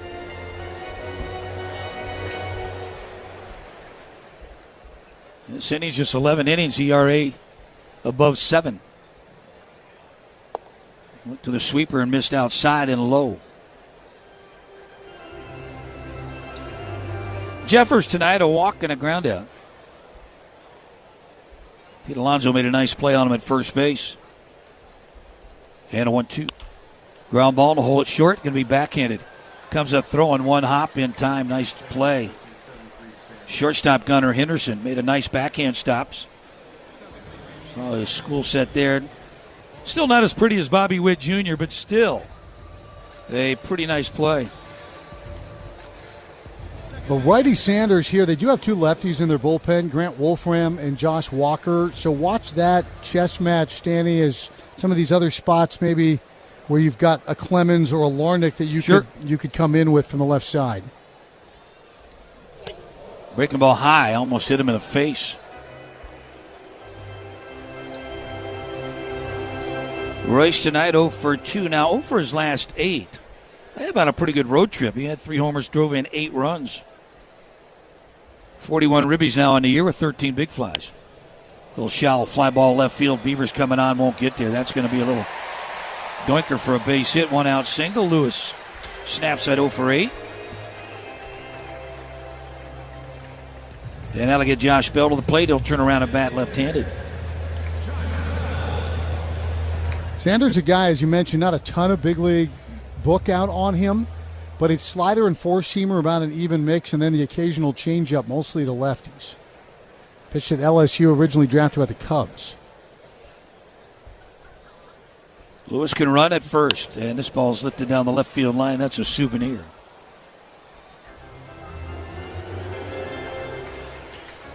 Josh Bell, DH, into a 6-4-3 double play his first time up, sitting on, how about that, 249 career doubles. Pick up his 250th here, the gap. And a strike, sneaky fastball. Velocity's there with Sanders at 97.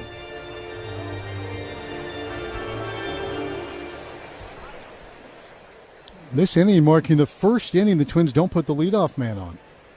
Bell on the hole, 0-2. Little tapper to second base, could be 2. Fielded second base back to first and not in time. Bell runs. Be a 4-6 put out. Wasn't hit all that hard. I get Keyshaw to the plate. Keyshaw, you talked about leadoff man every inning up till here the bottom of the 5th. Keyshaw led off with a walk back in the 2nd. Hit by a pitch to lead off the 4th. Bats here with 1 on, 2 outs. And a pitch. Sinker in.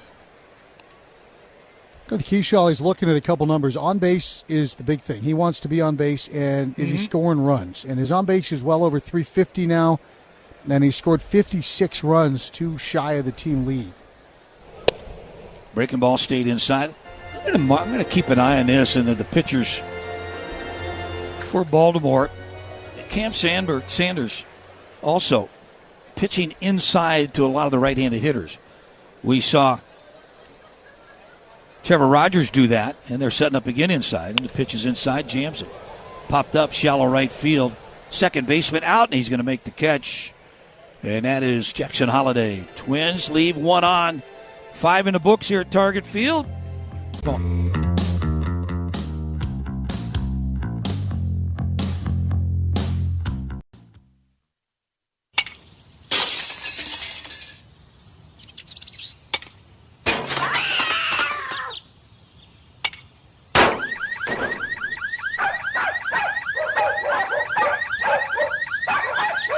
If kids don't have a field to play baseball on, they'll find somewhere else to play.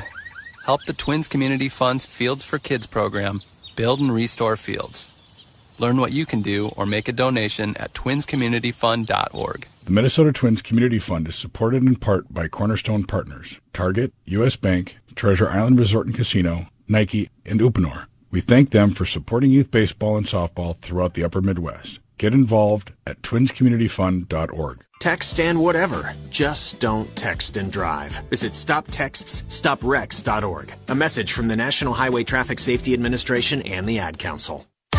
Nothing goes down on a hot summer day like the taste of delicious ice cream. And new this year on Sundays at Target Field, courtesy of Target, kids 12 and under score a free ice cream. Plus, there's tons of fun and games for everyone at Bullseye's Backyard. What are you waiting for? Go to twins.com/tickets.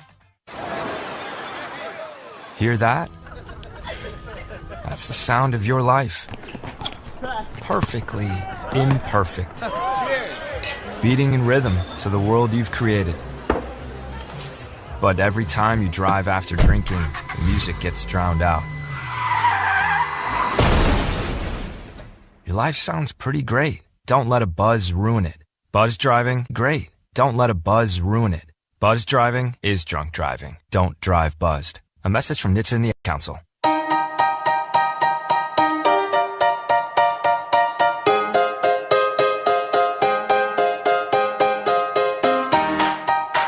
Minnesota, top half of the sixth inning. Colton Cowser leads off as the pitcher delivers, and that ball's hit into center field. Should be playable. Kreidler back, well, in front of the warning track, and now on the warning track. Puts it away. Let's step out 10 seconds, allow our stations to identify themselves. You're listening to Twins Baseball.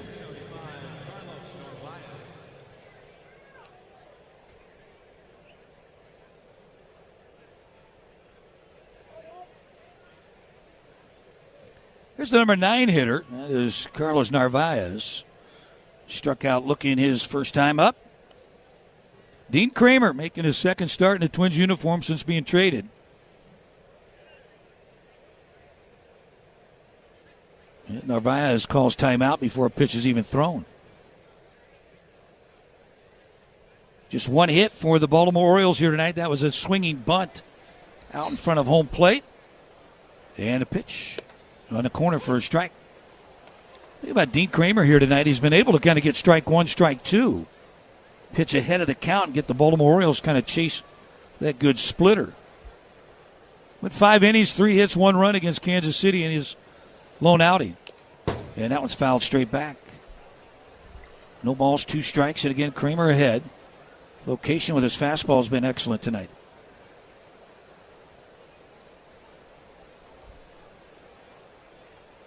Baltimore coming in 57-61. Twins with a 58-61 record.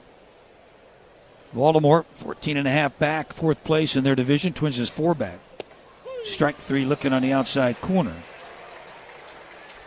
And strike 1, 2, and good night.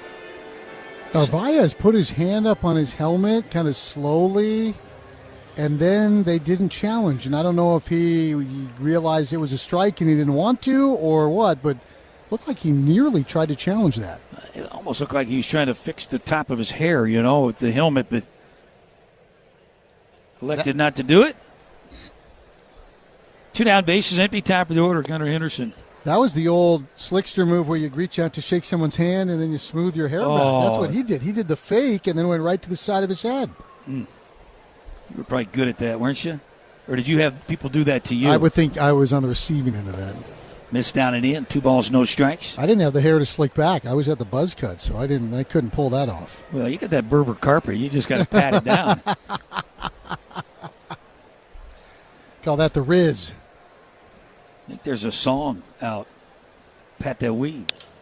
There's a 1-hopper to second baseman as Lewis backs up on the grass, gets a good hop. And a nice job for Dean Kramer and the Twins. 3 up, 3 down. And now we're going to the bottom of the 6th inning. It'll be Brooks Lee, Culpepper, Karen.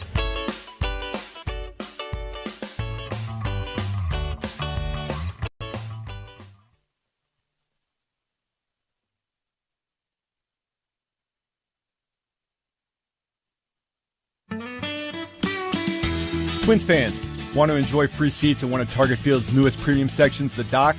Just snap a picture of TC Bear's new Grand Design RV at the game or out on the road, and you could win tickets to the Dock for you and your friends. Must follow and tag Winnebago Industries on social media to be eligible. No purchase required. Learn more at www.seeninthewild.co. That's www.seeninthewild.co.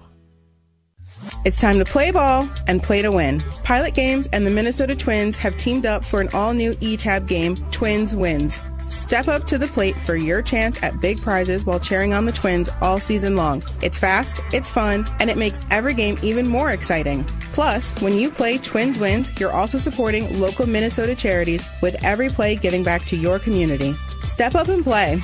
Follow Pilot Games MN to find a location near you. Pilot Games, proud partner of the Minnesota Twins. The Twins are a team. They work together to win. Great River Energy and its member-owner cooperatives work together as a team, too, by serving more than half of Minnesota with reliable, affordable energy in a sustainable manner. Together, we power what's possible. Learn more at GreatRiverEnergy.com. What's possible. Learn more at GreatRiverEnergy.com. Hey, My Twin season ticket members. This one just for you. You've been with us through thick and thin, and that loyalty deserves to be rewarded. That's why we're launching Home Field Advantage, a new benefit exclusively for My Twin season ticket members. Earn 15% credit back on every game you attend, plus an additional 5% bonus credit every time the Twins win. Not a My Twin season ticket member yet? Join today and start earning rewards. Learn more at twins.com/homefieldadvantage. You're listening to the Treasure Island Baseball Network. Hey, Brooks Lee leads off. First pitch, strike. Brooks tonight with a couple of hits, single and a double. And Sanders delivers. That one's down and in the dirt. 1 ball, 1 strike.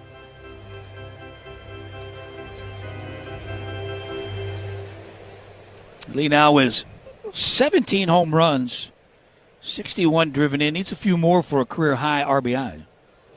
Tapped off his foot. And 1 ball, 2 strikes. I think happened to be flipped around to the left side here. It had to feel good to get a couple of rips right-handed, though. I know his numbers had dipped on the right side. So tough for a switch hitter, but he'd been down to a $192 right-handed. You know what I like about him? Usually when you get in the batting cage on the field, you get 2 bunts, hit and run, get him over 10 swings. Well, he gets the double dip because he's a switch hitter. So he gets 10 swings from each side. Ground ball, third base. Booted.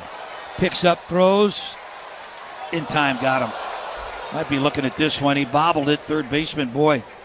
Mayo to his left, clanged it. And Brooks Lee's going to stay at first base. Don't play an umpire. The first base umpire, and now they're going to go ahead and not challenge. Stayed with it and got Lee out on a ground out. Here's Culpepper to bat. Sac fly RBI has given the Twins a 2-1 lead back in the 4th inning.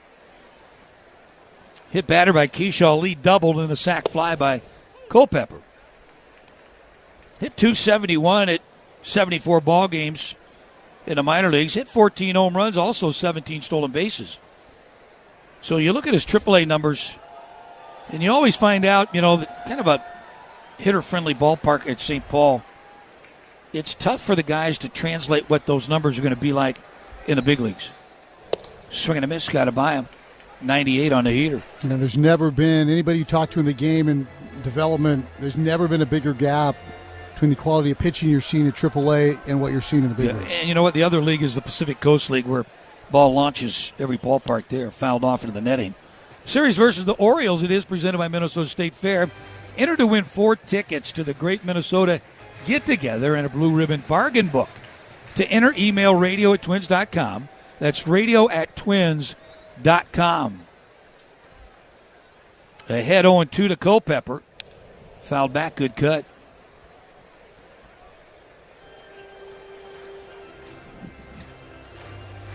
But we got to see it in Brooks Lee when he came up, the maturity that he showed. And now to be able to see Culpepper do the same thing at shortstop. Strike 3 on a bender. Locked him up. That's the first strikeout for Sanders.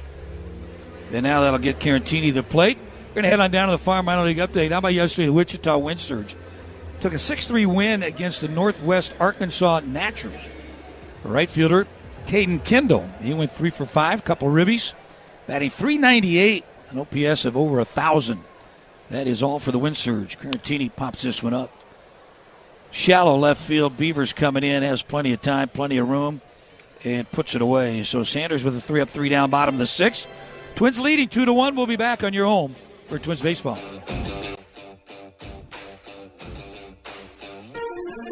Let's step back in time with this date in Twins history, narrated by Dick Bramer. August 10th, 1971.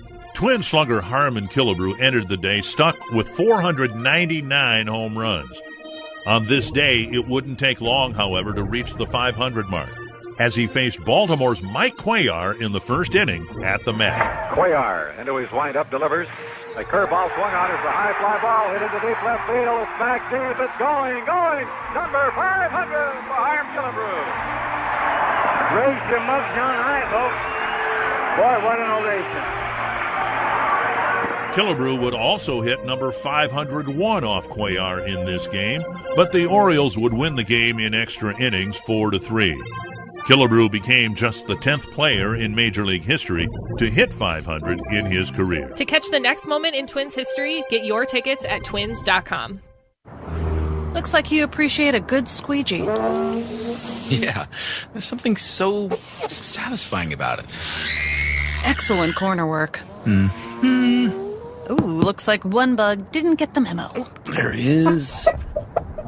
Yep, I think you got it. Not quite. Okay, we are going full gladiator. Woo! Never felt so alive. Squeegee on, King. Sanex, here for what's ahead. La Playa can sound like, for others, it's. But this is our Playa, Corona. Is our Playa, Corona. La Playa awaits. Relax responsibly. Corona Extra Beer. By Crown Import, Chicago, Illinois. You're listening to the Treasure Island Baseball Network. Hey, your Minnesota Twins take on the Philadelphia Phillies in Dyersville, Iowa. For MLB at Field of Dreams is presented by John Deere. Stream the game live on Netflix this Thursday at 6:30 p.m. or listen to Chris and I across the Treasure Island Baseball Network. Take you the rest of the way. Here's Chris. All right, thank you, Danny. I can't wait to hit the cornfields with you. It's going to be a whole lot of fun as Pete Alonso digs in and takes a ball. 1 ball, no strikes. I just think it's going to be a great setting. Oh, it's going to be amazing. You know?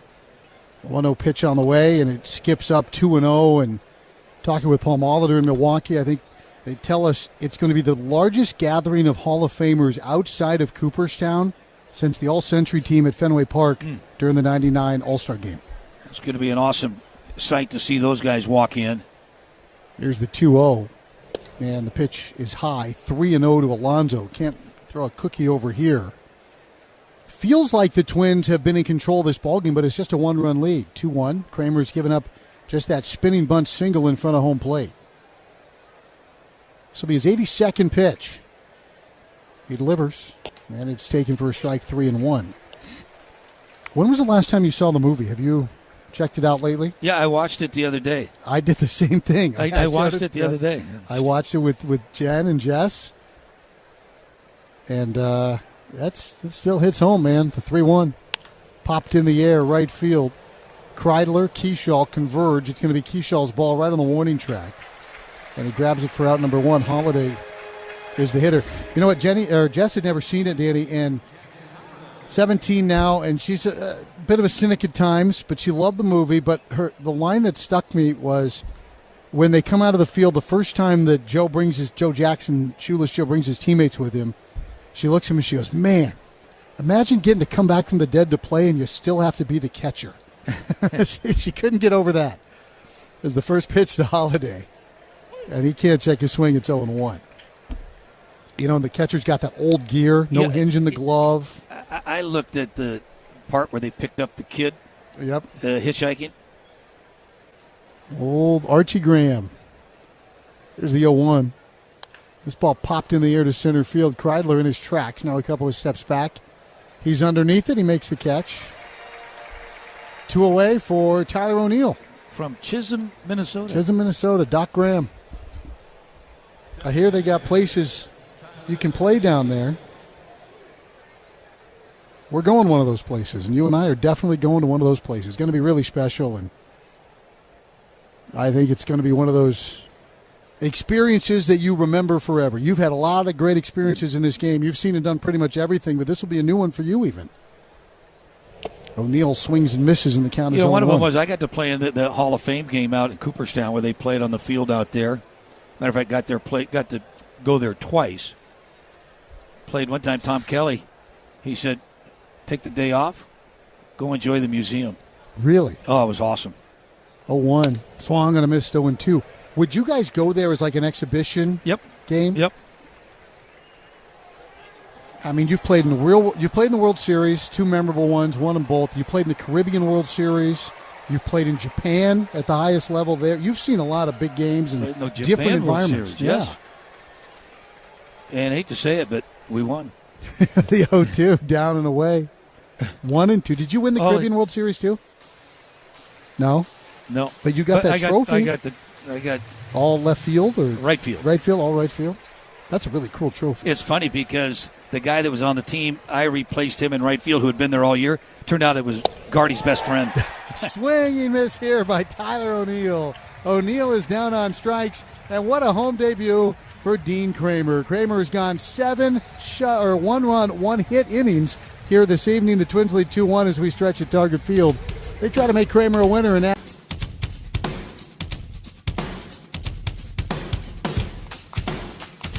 Hey, why are you bowling wrapped in a blanket? Oh, this? It's my Securian blanket. It's an unsubtle metaphor for the confidence I feel knowing I have smart insurance and retirement solutions from Securian Financial. Okay, but what are you going to do about that 7-10 split? I've got it covered. Wrap yourself in the feeling of confidence. Learn more at Securian.com. Insurance issued by subsidiary companies. Securian Financial Services. Member FINRA.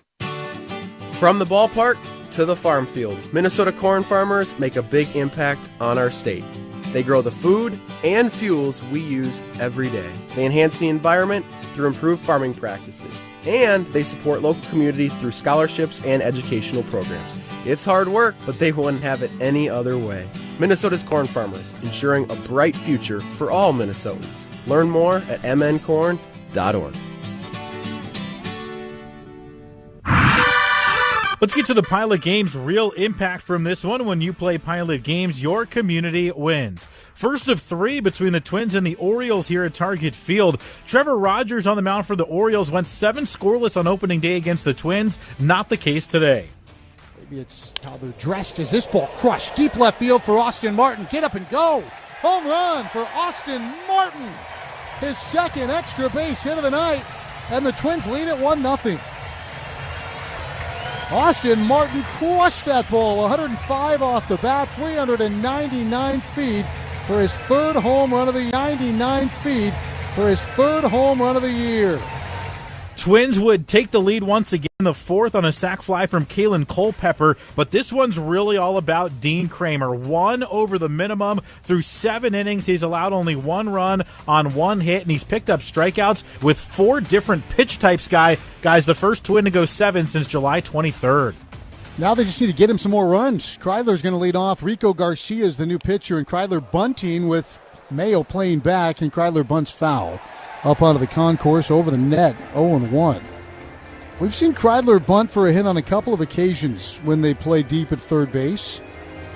And he certainly has the attention now of Kobe Mayo. Garcia, right-hander, throws the 4-seamer change-up combo. Stocky right-hander, not real tall. Mayo backs up again with an 0-1 count. Kreidler watches down and away. And it's 1 ball and 1 strike. Hey, we want to send a special message tonight to Suzanne Perlick of Woodbury, Minnesota. Suzanne is a huge Twins fan. And Suzanne currently battling at the University of Minnesota Hospital here in Minneapolis.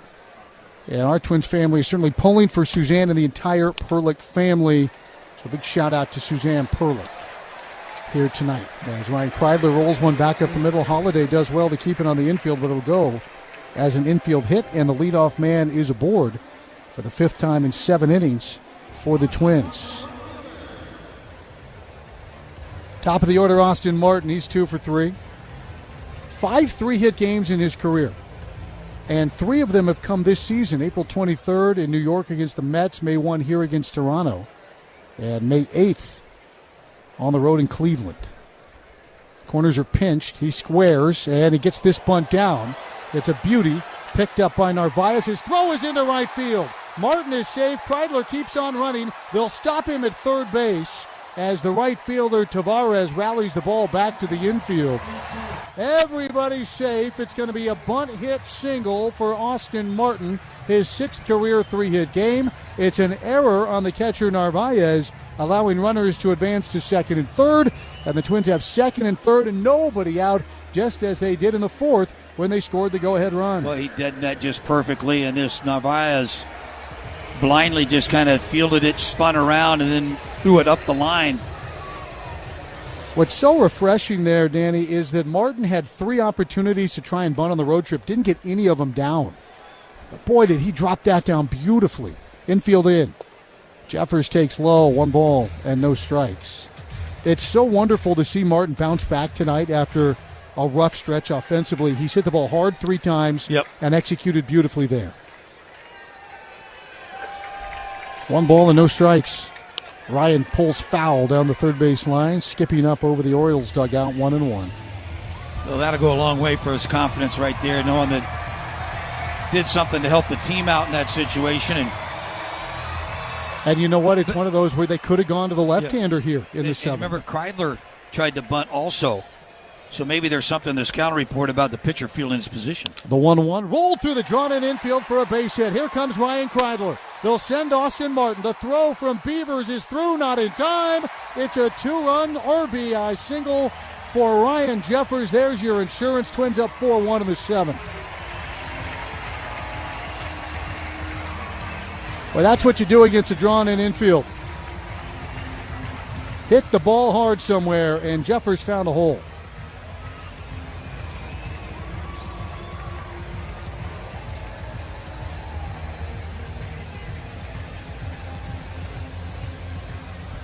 Twins leading 4-1. A little meeting on the mound here. Royce Lewis is going to be the batter. Jeffers at first base. 3 straight hits to start the inning.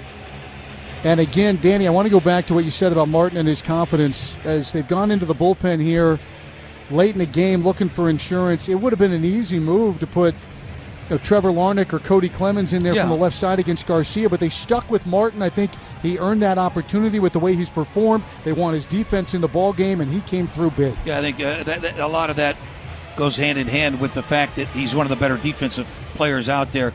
With a lead like that, you want your defense out there. So Jeffers at first, and here's Royce. Royce is 1 for 3. Nobody out. 3 hits and an error here in the inning.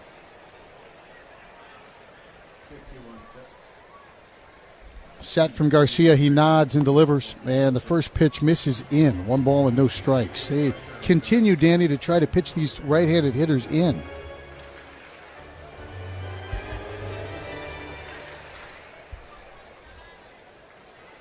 Big hole right side. Royce looking to get something to drive. Then he watches low.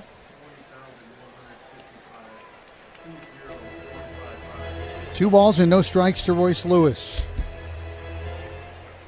Twins trying to kick off this homestand on a winning note.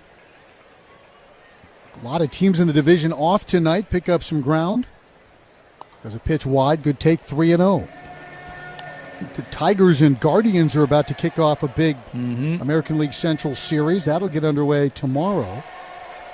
Those two fight and claw with one another after the Guardians battled previously with the White Sox. 3-0, take for a strike, 3-1.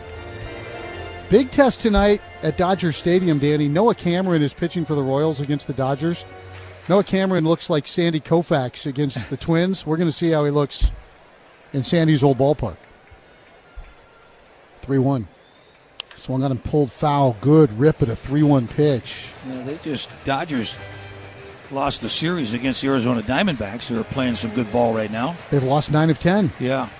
And I want to say tonight might be a Skubal start. They know that Ohtani might not. He's got a sore knee, and they feel that he might not be pitching At least they say that until come playoff time. I think Snell's back, though. Didn't they? Yeah. They finally wake him up from hibernation. There's a 3-2.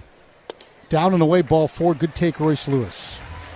Chris, don't you think the Dodgers have the luxury, and that's kind of their game plan, is to, when they have their elite pitchers that maybe, don't have to pitch the whole season. We just want you to get ready for the last, 5-7 starts of the season. It can get risky, though, right? Yes. It can get a little risky.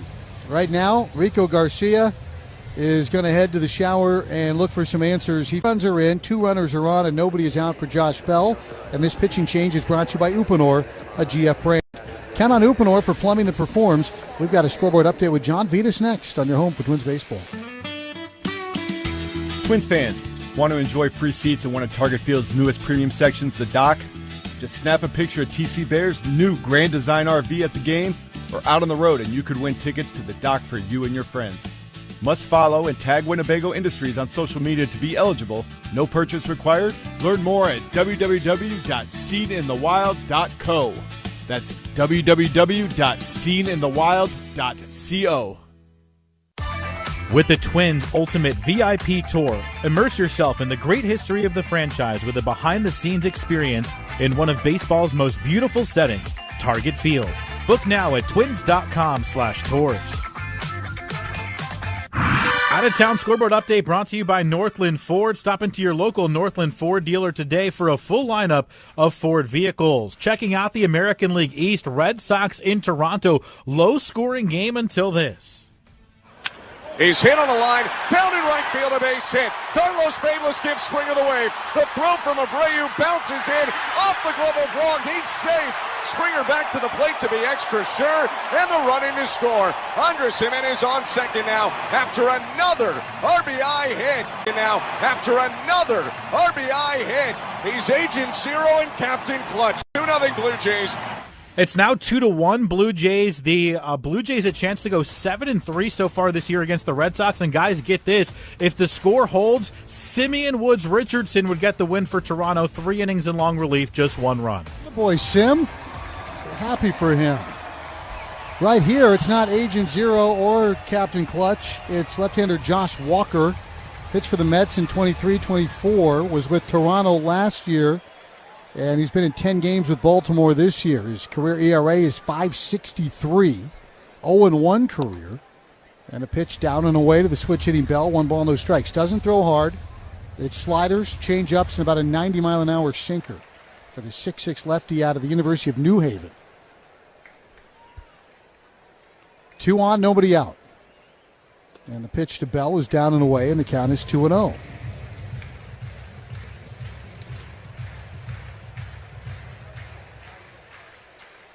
Twins lead 4-1, looking for more. Orioles play back with runners at first and second. The 2-0 to Bell is popped up first base side over the dugout into the seats. And it's 2-1. Still haven't gotten our Rockford Peach outfit a foul ball. Jimmy Dugan and his 3 players over there. All gloves at the ready. 2-1 pitch. Swung on and hit well for Bell. Deep left center field for Josh. That's headed for the bullpen and gone for a 3-run homer.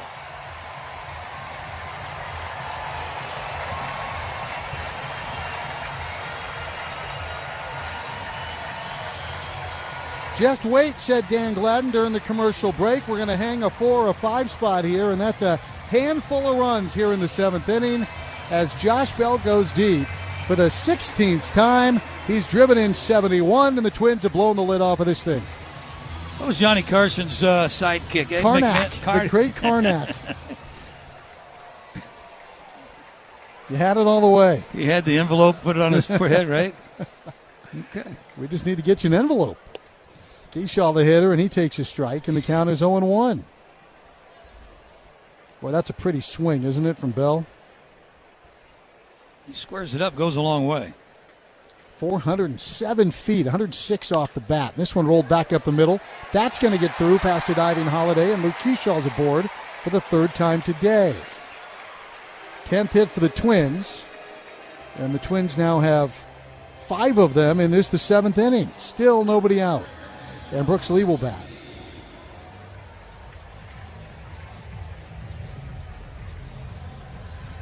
Twins have out-hit the Orioles 10-1.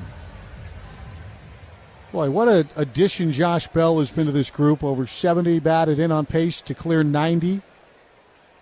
17 home runs. Great presence as Brooks Lee takes a first pitch for a ball, 1 ball, no strikes.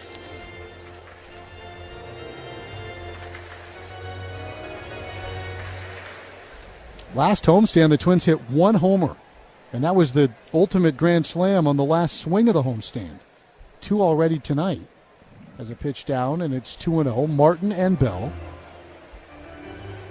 Twins here in the 7th, a hit from Kreidler, a bunt hit from Martin. 2-run single for Jeffers. Royce Lewis walked. Bell crunches a home run, and then Kershaw singles right up the gut. Now a 2-0 to Brooks Lee. And Lee fouls one back, and that's over our Peaches and off the facade. One of our Peaches in hot pursuit. She's got the glove out, dives for it, and somebody grabbed it right in front of her but hands it to her. Nice job. I don't know if that was Kid or Dottie. They got their souvenir and they deserve it. The guy's girlfriend is upset that he gave it away. 2-1. That's not going well. She's got her arms crossed. You should go to the souvenir stand right now and buy one for her. How do you not give it to a kid dressed in a full-on League of Their Own? You give it to your girlfriend. Jersey? She could have run after it. The girlfriend didn't hustle after it. No, she didn't. 2 balls, 2 strikes. Swung on and rolled towards third, and it stays fair for Mayo. No, foul ball. Trackman throws his arms up at the last instance. That's the second ball Brooks has hit that has been fair for the bulk of its journey and then twisted foul. This series with the Orioles presented by the Minnesota State Fair. Yep, it's that time of year again. Enter to win 4 tickets to the Great Minnesota Get-Together and a blue ribbon bargain book, which Gino assures me is a good thing. To enter, email radio@twins.com. That's radio@twins.com. First time I went to the State Fair, I was working for the Saints. And Midway Stadium, we abutted the right fairgrounds. there. Yeah, so we would creep around. You could sneak through a gate and get into the fair. Free. Say we got into the fair. This ball hit high in the air to right center field for Brooks Lee. Center fielder Kauser is under it. He makes the catch. Brooks retired. First out of the inning. So I knew nothing about the fair, and my broadcast partner was Dana Kicker, former big league pitcher with the Red Sox and a native of Minnesota. He's from Sleepy Eye. And he grew up taking, the 4-H trip to the fair. He'd sleep in the barn, the whole 9 yards. So Dana takes me to the fair, and we get all the milk you can drink, and we get the cookies, and we do all of that. And then nothing's changed. Yeah, then we go to the Midway, where, you throw the balls to try to win prizes. Keishel's running, and the pitch is fouled away by Culpepper. It's 0-1. So Dana was still playing, I think, for the Dundas Dukes town ball, and had pitched, in the big leagues in 91 with the Red Sox. So we go to the one, and he puts his dollar down. He gets the 3 baseballs, and pew, pew, pew. Plates are breaking everywhere. They finally made us leave. They wouldn't take his money anymore. He broke so many plates and had so many prizes that they wouldn't let him participate. That was my first trip to the fair. Check swing by Culpepper. Did he go? No. Able to hold up 1-1. And so we handed out a bunch of prizes on our way back, slipped through the gate, and then called the Saints game. Good day at the fair. 1 ball, 1 strike. And the pitch. It's taken, 2-1. And then I probably had to hear Dana talk about all of Sleepy Eye coming back and Fairfax to watch him pitch at the Metrodome. And the first pitch of the game before they had their seats barely, you hit a home run off of him. And his accountant, I think, caught it. Still has it on his desk. The ball fouled down the right field line, 2-2. Welcome back to Minnesota, Dana. Yeah. Dan Gladden will be chairing your welcoming committee.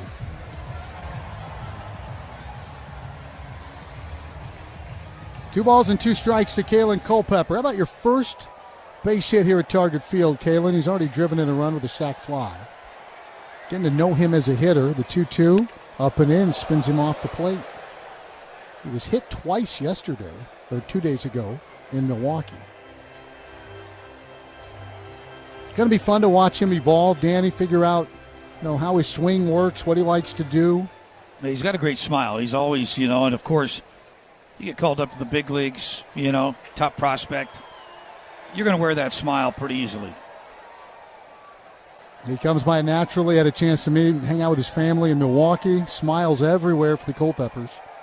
As the 3-2 swung on a miss, and he tipped it into the glove, and that's a strikeout. 3-strikeout game for Kalen Culpepper. And Victor Caratini, ninth man to bat here in the seventh. Probably too early in his career for you to bring that whiff, whiff, whiff sign down. No. Right? I earned mine. And today, I'm not sure if players would kind of appreciate that. Did you have to sit in the whiff, whiff, whiff chair all year? Yeah, a little director's chair. Strike called 0-1. And I brought the nameplate in. Yeah, you brought the plate in. The man, one of them who gave you that, the great Mike Krukow, announcing his retirement. Yep. I've never been happier that we're going to be in San Francisco on that last road trip. To see Kruk and Kipe, I know they'll be excited to see you. Very, very special relationship right there between the three of you. And I will say, no slight on anybody else who's ever sat behind a microphone, but Kruk and Kipe, the best to ever do baseball on TV. Foul ball straight back, it's 0-2. There was a game, I think it was in '84, I was a rookie, and I used to, 35-inch, 35-ounce R161, I would choke up about 5 inches, and Ted Powers was pitching, and I looked into the dugout. It was 2 balls and no strikes, and I looked at him, and should I go to the knob of the bat? And they both shook their head, yes. 3-run homer off of Ted Powers. Runner goes with a swinging miss. Keishel slides in anyway. Never picked up the ball. Caratini's out on strikes, and the inning is over. But it's a big inning. It's a 4-run inning for a 5-run inning for the Minnesota Twins. They lead it now 7-1 as we go to the 8th on your home for Twins baseball.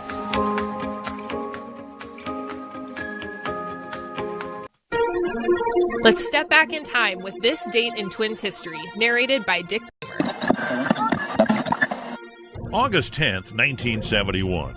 Twin slugger Harmon Killebrew entered the day stuck with 499 home runs. On this day, it wouldn't take long, however, to reach the 500 mark, as he faced Baltimore's Mike Cuellar in the first inning at the mat. Cuellar into his windup delivers. A curveball swung on is a high fly ball hit into deep left field. It's back deep. It's going. Number 500 for Harmon Killebrew. Raise your mugs on high, folks. Boy, what an ovation. Killebrew would also hit number 501 off Cuellar in this game, but the Orioles would win the game in extra innings 4-3. Killebrew became just the 10th player in Major League history to hit 500 in his career. To catch the next moment in Twins history, get your tickets at twins.com. For those fortunate enough to help the person who has always been their hero, find the care guides you need to help at aarp.org/caregiving. Brought to you by AARP and the Ad Council. Whether it's a church gathering, team outing, or family celebration, look no further than Target Field. Groups of 20 or more can get as much as 20% off tickets with no per-ticket fees. To bring your group this season, visit twins.com/groups. That first time seeing my son, I feel like my life did a 180. He really a definition of like why he loves somebody. Through all of fatherhood's first, never stop being a dad. Visit fatherhood.gov to hear more. Brought to you by the U.S. Department of Health and Human Services and the Ad Council.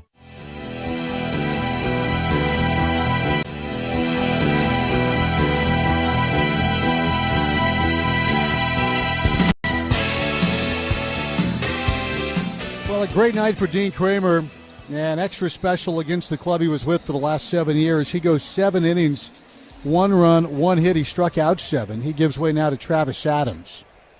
Adams facing Dylan Beavers, Leody Taveras, and Kobe Mayo, working with a 7-1 lead. Beavers takes the first pitch for a strike, and the count is 0-1. Beavers has fanned twice tonight. Chris, we talk about Culpepper and watching him. We're watching Travis Adams also. Really kind of up his game.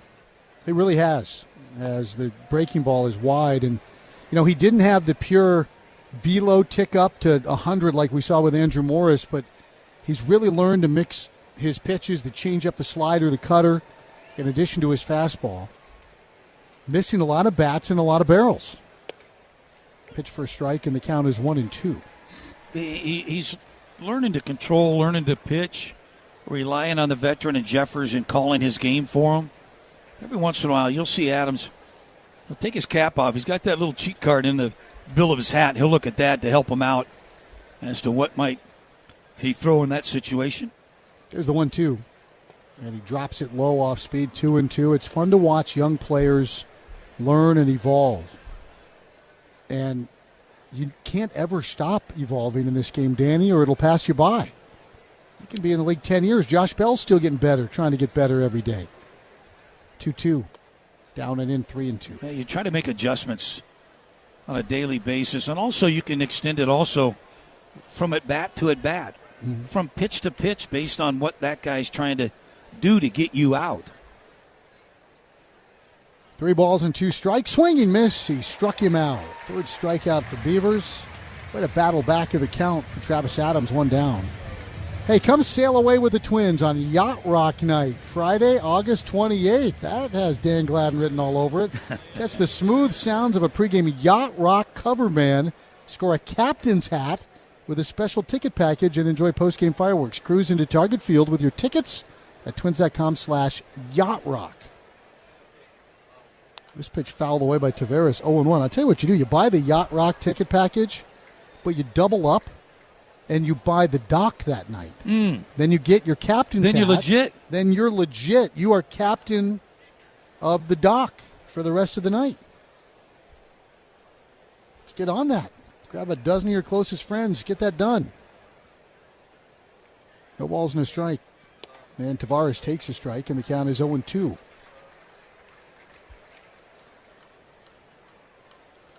Twins had the better of it most of the night, and finally the water spilled over the dam in the 5-run 7th inning. They lead 7-1. Dean Kramer was outstanding. The 0-2 fouled straight back. Big night for Austin Martin. Brooks Lee. Keeshaw's been on base all night. Bell delivered the big home run. Nice team effort tonight for Minnesota. 30-27 at home this year. And again, you've always said it, Danny, winning record at home, split important on the road. Give yourself a chance. Twins have won 6 of their last 7 home series as well. And this is a stretch here at home where they've got some tough foes coming in, but they have the comforts of home for 3 series in a row. The 0-2, taken low.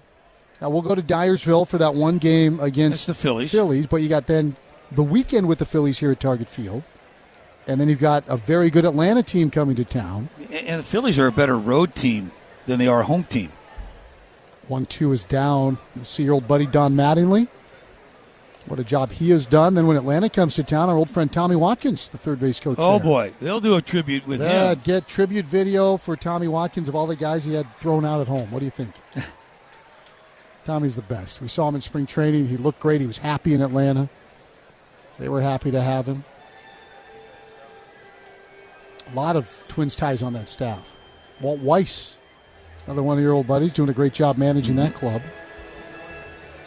Jeffrey's out to talk with Adams as the count here is 2-2. We're in the 8th inning, 1 out, and a 7-1 Twins lead.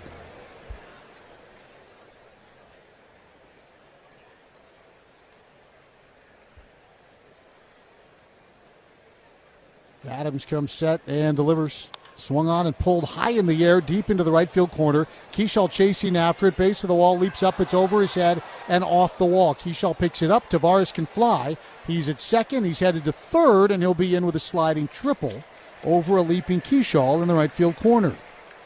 Just the second hit of the ball game for the Orioles. And that's one, Danny, you got a 6-run lead. Go for it, right? Well, yeah, why not? Shot. It kind of tailed away from him a little bit, but he was running along the padding. I think if he got to the area, because it was right on the top part of the padding. About a half step shy of getting able to really gather himself and leap. Stayed with it. Triple for Tavares. He's at third for Mayo. Infield stays back. Mayo pops it up. And this one to our right. And into a sea of fans, and they fight for a souvenir. It's 0-1. We talked about the League of Our Own family here. How about the Friend of ours from South Dakota who's in town. He's in the third row there behind the Twins dugout in his Provis number 5 jersey. 0-1 drill, deep left field. Martin going back, turns, plays it off the wall. Taveras going to score. Scored by Martin. Austin finally picks it up, and it's a run-scoring double for Kobe Mayo. It's a 7-2 ball game on back-to-back well-struck balls off the wall and right, and then the wall and left. And Kauser will be the one-out hitter with a man at second base. Yeah, we spied that Provis number 5 jersey, was it last year, maybe 2 years ago? He was up in the Thriving Club, and we waved him over. Then we had him checked out medically to make sure he was okay and of sound mind. And he said he listens to us out on his spread in western South Dakota when he's on the tractor and the truck. Mm-hmm. And that he heard you and Corey talking about favorite numbers, and Corey had mentioned 5. Yep. And so he thought, you know what, they're not going to trade the broadcaster. I'll get a Provis 5 jersey. And there he is. Yeah, but there's people down there that are looking at it going, Googling Provis. What Provis played for the Twins? This one popped up, shallow left. Little parachute ball. Culpepper out, Martin in. And it's going to drop in between the two of them for a flare single. Mayo read it well. He goes to third. It's the third straight one-out hit here off of Adams. And now with 2 on, it's Carlos Narvaez, and we're going to have a pinch hitter for Narvaez. The Orioles not out of this thing yet. It's going to be former Twins farmhand Christian Encarnacion Strand to hit for Narvaez. Traded with Steer to Cincinnati. I think that was in the Malley deal. Encarnacion Strand was always a guy who hit a ton in the minor leagues. Never really had a position. And now Pete Mackey's going to come out and chat with Adams about Christian Encarnacion Strand.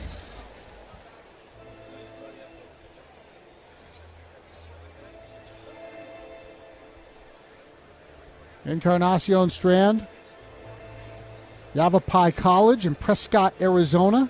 It was at Oklahoma State. Twins grabbed him in the 4th round. He did nothing but hit in the minor leagues. Didn't he go over with Steer? Was it the other 2 guys went over in Cincinnati? And I thought he was going to play well. He had a good year there. He had a good first year. Yes. Kind of made some noise, and then again squeezed out a little bit in terms of where he was going to play. Yeah, and they had a bunch of other infielders. And then he was let go by the Reds and picked up by these Orioles, and he's played now in 16 games this year. Can always hit. Right-handed batter. Runners on the corners. Infield plays back for a double play. Encarnacion Strand takes a strike in the count 0-1. And Dusty Baker used to always say, your hitting will get you in the lineup. Your defense will keep you in the lineup. It's a good saying. We're talking about Dusty over the weekend with Paul. Dusty was in Cooperstown this year as a pitch down, and Paul's son Ben always wants to meet one guy. And he said, this year, Dad, I want to meet Dusty Baker. Yeah. And Dusty was, no surprise, amazing with him. 1 of 1, Dusty Baker. He'll have a full-time home in Cooperstown at some point. Little ground ball foul up the third base line. It's 1-2. I think him and Bochy, Francona when he's done. Yep. I think those 3 are slam dunks.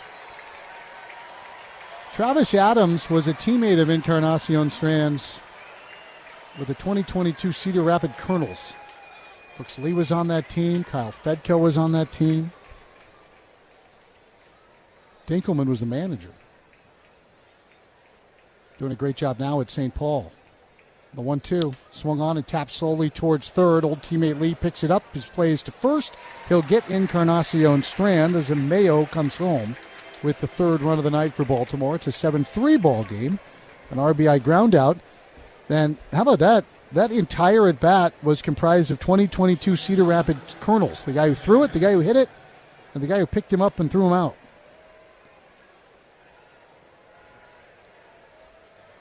Yeah, you had mentioned Fedko. Fedko, I guess, had a knee injury and is done for the year.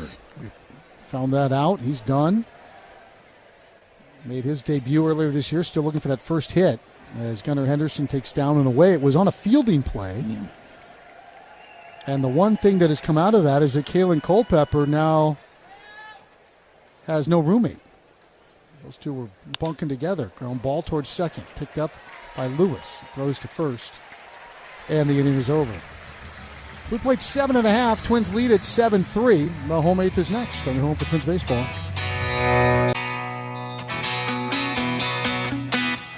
Transform your home in one weekend and save big money at Menards. Protect and enjoy your outdoor living space with Thompson's semi-transparent wood sealer. It maintains wood's natural color and provides durable, year-round protection from water and sun damage in just one coat. Save big money on Thompson's water seal products. Our knowledgeable team is ready to help bring your dreams to life 1 gallon at a time. Stop by your local Menards today.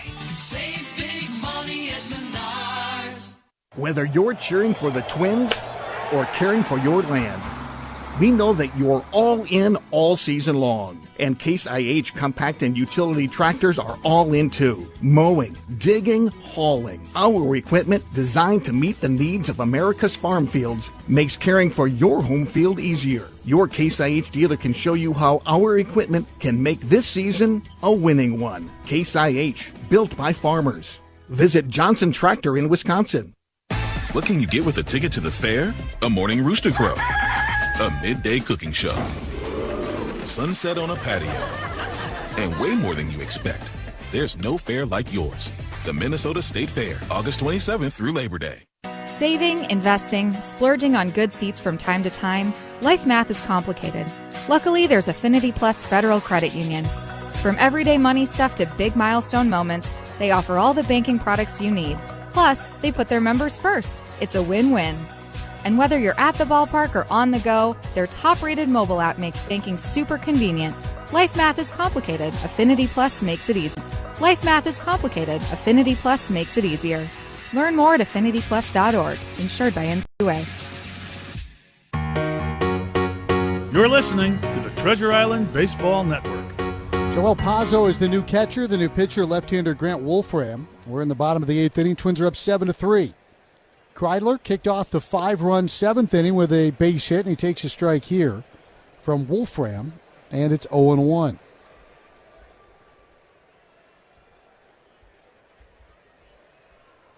Wolfram debuted last year. Big lanky southpaw, and Kreidler swings and tips it into the glove. And the count is quickly 0-2.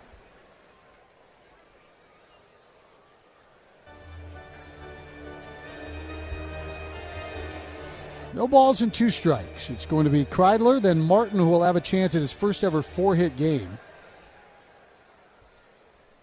And then Ryan Jeffers. Pitch on the way from Wolfram, and this ball hit high in the air, left center field, fairly deep. Beavers, Cowser converge. It's Cowser's ball, draws a bead in front of the warning track, and he makes the catch. Wolfram has an out, and why don't we take 10 seconds for station identification on your home for Twins baseball.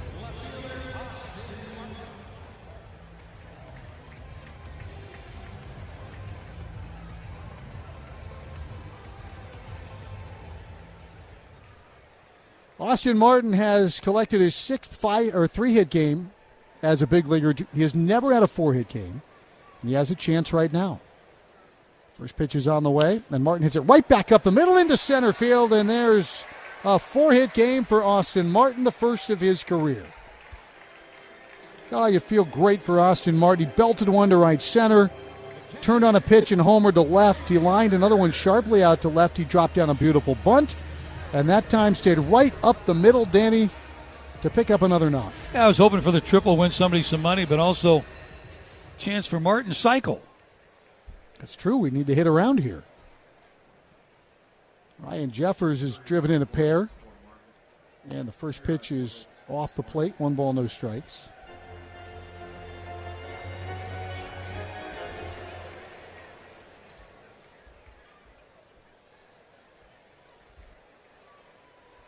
Here's the set and the pitch.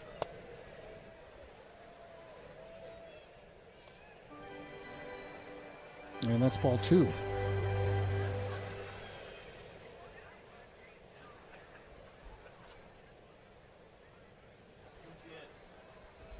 The 2-0, runners going, and the pitch is down and away. The throw from Pazzo not there, and Martin steals it. Oh, I love it, Danny. That's a part of his game. It's just a 4-run lead, and that's a big 90 feet. And again, we talked about a fast player who hadn't been playing at a fast pace, but he's playing at warp speed tonight. Yeah, a little bit. And again, off a left-handed pitcher. Good throw by the catcher. Just a real good jump by Martin. Austin into scoring position. It's a 3-0 count for Jeffers. And the pitch to Ryan is a strike, and it's 3-1. One out here in the inning.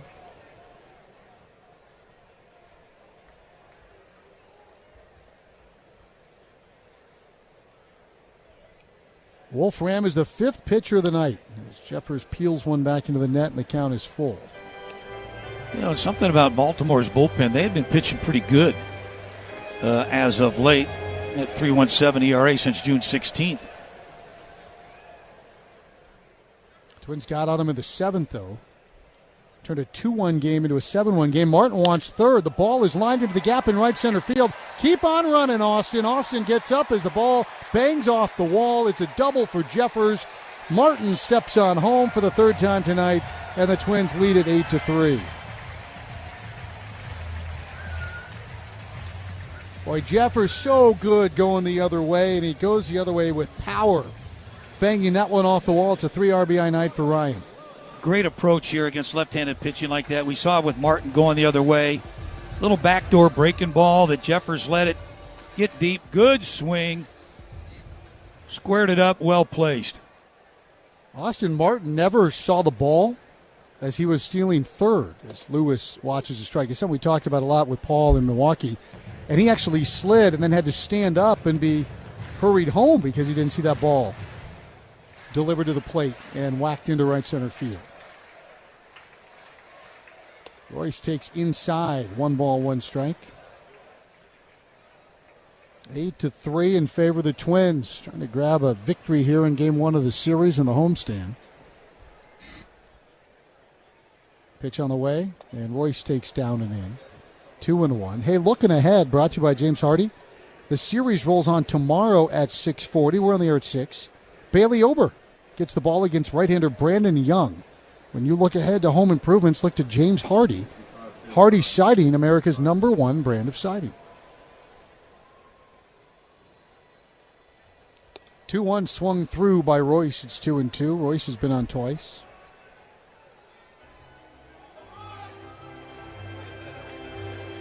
Two balls and 2 strikes. 1 out in the inning. Bell on deck. He's already homered. And the pitch. That's inside. They're going to challenge it. Wow. Catcher's challenging the previous pitch. I think he's going to lose that challenge. So does Royce. Pitches the ball. The call is confirmed. Baltimore has 1 challenge remaining. Pazzo just in his first inning of work, kind of shakes his head. Count now full to Royce Lewis. 1 out, 1 in, 1 on. And Royce will use a timeout and step out. Twins have played so many close games, this almost feels strange to have a multi-run lead late in a ball game. Here's a 3-2. Swung on and lined to left field. That's a base hit. Jeffers had to hold up. He'll get the wave.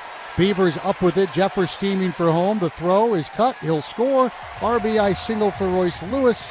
And the Twins lead now 9-3. Second hit for Royce in the ball game. He picks up an RBI. Jeffers scores for a second time. And we're going to have a long, slow walk out to the mound now as the Twins have opened up a 6-run advantage. Bell is going to be the hitter with Lewis at first base. Now, Bell homered last time up. That is the swing that really broke the game open. A 3-run clout into the bullpen. His 16th of the year. And that made it 7-1. Then it was 7-3, and then now 9-3. Bell hit that home run from the right side, and he'll be batting right-handed here as well. Josh this season has 5 home runs as a right-hander and 11 from the left side. Meeting is over. And Bell will have his opportunity.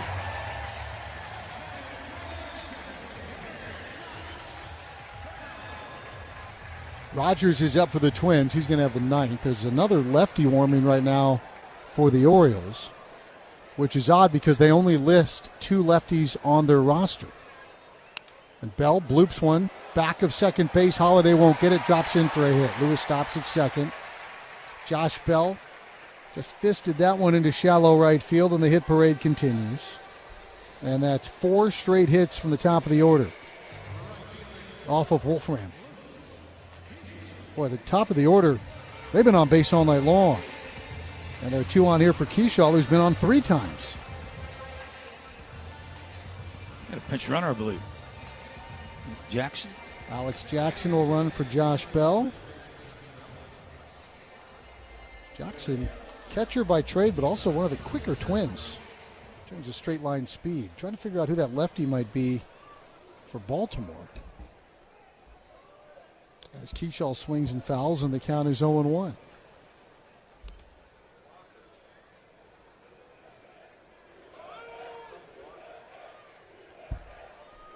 So Walker already pitched in the game.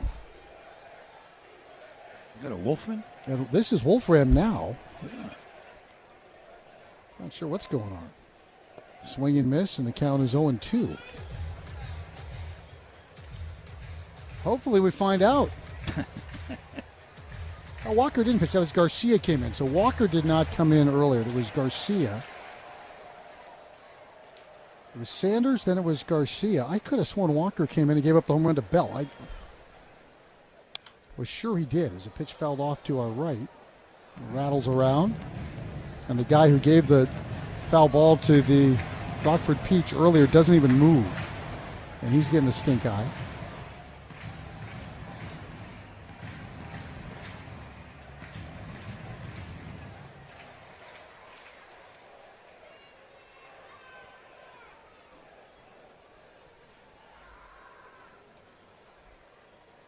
Pitch up and in. So it was Wolfram, not Walker, in the 7th, and it's just been Wolfram the whole time. That is what we're figuring out. So they announced Walker. We wrote down Walker. It was Wolfram. And called strike 3 on Keyshaw. He's going to Batter's challenge. challenging the previous pitch. Keyshaw won a challenge earlier.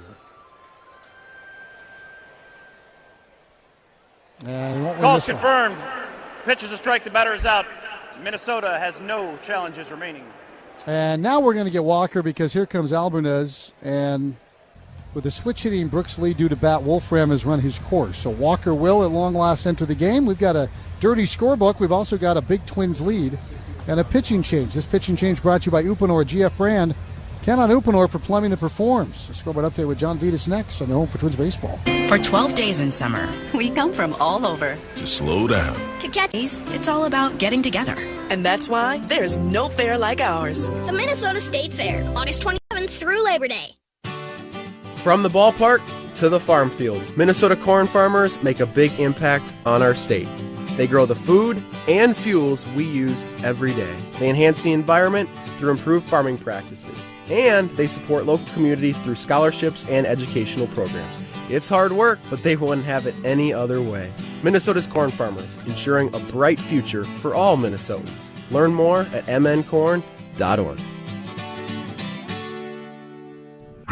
Nordland Ford out-of-town scoreboard update. We are following up on that Red Sox-Blue Jays game, a game full of former Twins. We mentioned Simeon Woods-Richardson, a chance to get the win in long relief. Sonny Gray started that game for the Red Sox. Tyler Rogers came in after Woods-Richardson, and it was another Twin to nail it down. The 3-2 on the ground at first. Flatty to an E, picks it up, goes to the bag, and the Blue Jays hold on to win it. They beat the red-hot Red Sox. A great pitching performance on a day they had to piece it together. Tyone and Woods-Richardson combined for 7 innings of one-run ball, and the Blue Jays win it 2-1. And that was Louis Varland getting the final out. Save number 25 for Varland. His ERA is 1.31, and Simeon Woods-Richardson now 2-0 as a Blue Jay, guys. Happy for those guys, and Josh Walker. Blue Jay, guys. Happy for those guys, and Josh Walker, whom we thought gave up a home run already in the 7th. And then a single to Keyshaw before getting out of the inning. He is now actually into the ball game. So we'll now get that second lefty in after all, and he will face Brooks Lee. 2 out in the 8th inning, 2 runs already in, and a couple runners on for Brooks, who has a 2-hit day. What did you say earlier, Danny, that Brooks has more multi-hit games than any other Twin? Yeah. He had 26 coming into the night. He had 2 hits already, first 2 at-bats. Nice, so 27 of those. Yeah. He and Bell are both over the 100 hit mark. Keyshaw is crowding that total, too. He has 98. 2 on for Brooks, batting right-handed. He fouls one straight back in the count 0-1. Brooks singled and doubled both from the right side off Trevor Rogers early in this game. Taylor Rogers, no relation, is up and throwing in the Twins pen. He didn't throw in the Milwaukee series, so he'll get some work. As the 0-1 outside, a check swing by Brooks, 1 ball, 1 strike.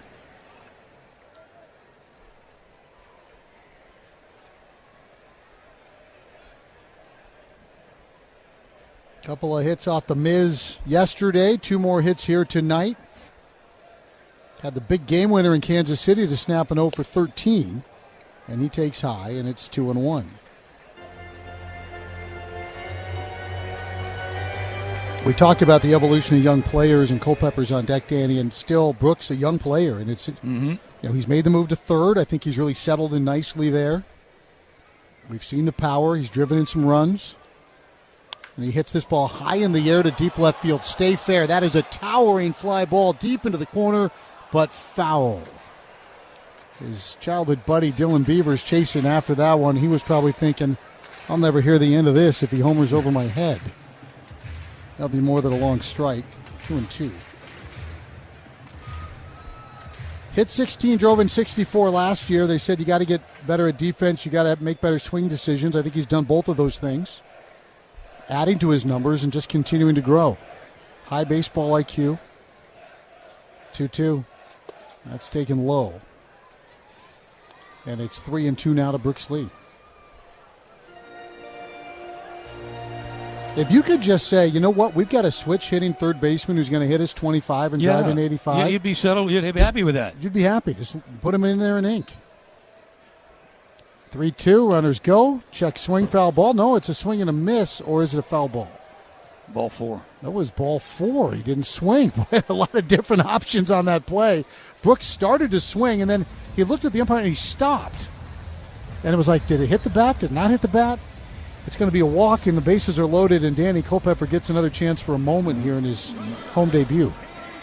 He's already punched out, a couple of times here tonight? Got 3 punch-outs. 3 punch-outs, so RBI. Let's get him in the hit column. Had a sac fly to make it 2-1 in the 4th. And the first pitch popped away foul. That's to our right, and the count is 0-1. 8th man to bat. Twins sent 9 men to the plate in a 5-run 7th. They've sent 8 men to the plate here in the 8th. Culpepper finally gets to join that long list of Twins who've hit with the bases loaded this year. They've done that so often. Come on, KC. Pitch on the way.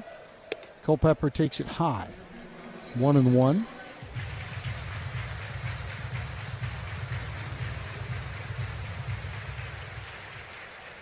Royce is at third. Alex Jackson's at second. Brooks is at first. Twins are up 9-3. And a pitch taken for a strike, and it's 1-2. Every day a chance to learn something new when you're fresh to the big leagues. I think you brought up a great point with him. He doesn't have to move. He gets to stay in the same place. How nice is that? It's a beautiful setup. The 1-2. Looked at it for a called strike 3. He wants to challenge, but I don't think the Twins have one. So Culpepper is out on strikes. It was a ball. He would have won the challenge if they'd had one. But instead, it's a 4-strikeout game for Kalen Culpepper. Coming in to try to finish it on their home for Twins baseball.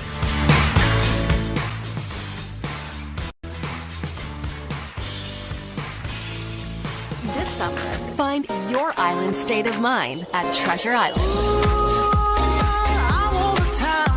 Come stay and play your way and get on a hot streak. Or just chill. Spend a day on the water.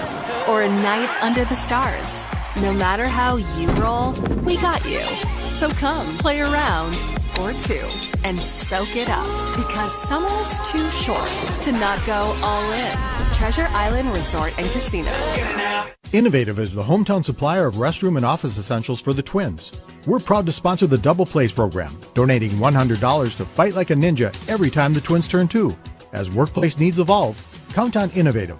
Learn more at innovativeos.com. Step up to the plate. It's Quick Trip's Around the Bases contest with Hershey's. Want in? Stop by your neighborhood Quick Trip and purchase any king-size Hershey's product with Quick Rewards for your chance to win cash. Choose from favorites like Hershey's, Reese's, Kit Kat, or Reese's Oreo. Get full details at QuickTrip.com/sweepstakes. No purchase necessary. Hey, have a winning season with Quick Trip's Around the Bases contest. Quick Trip and Hershey's, proud partners of Twins baseball.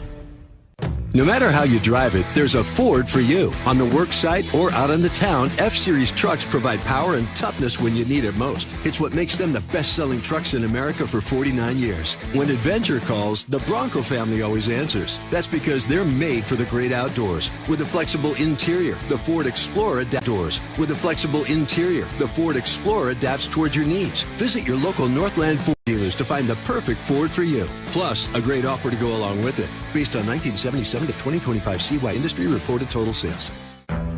This is the Treasure Island Baseball Network.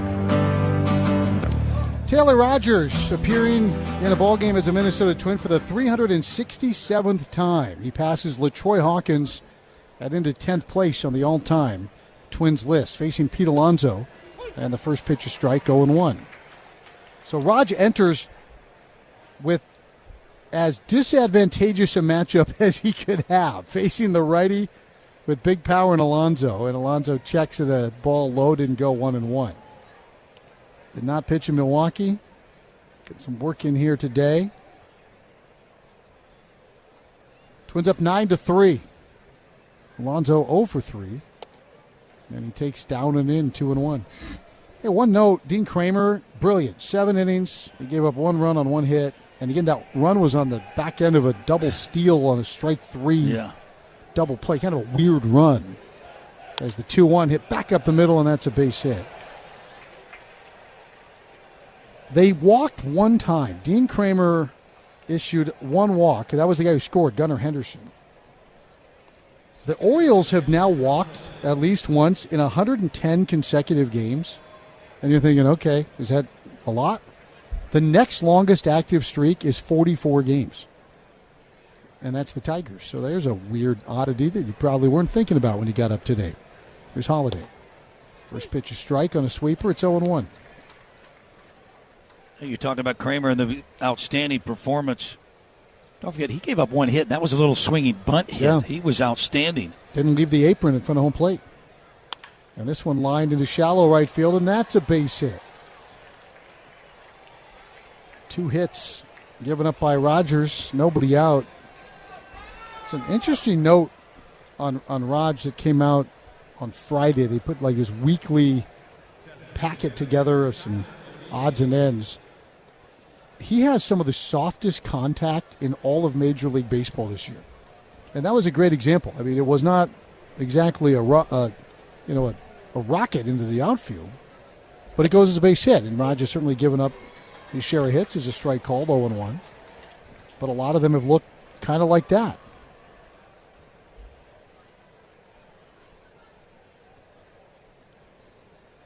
Pitch is high, and it's 1-1. Isn't that amazing how you can give up the soft contact like that and still numbers might be a little high? Yep, numbers are high, and thinking, I'm pitching better than this. The 1-1. Taken just off the plate. 2-1 to Tyler O'Neill, another big power guy. Started with the Cardinals. He went to Boston. Power for days. And the 2-1 misses down and in. 3-1.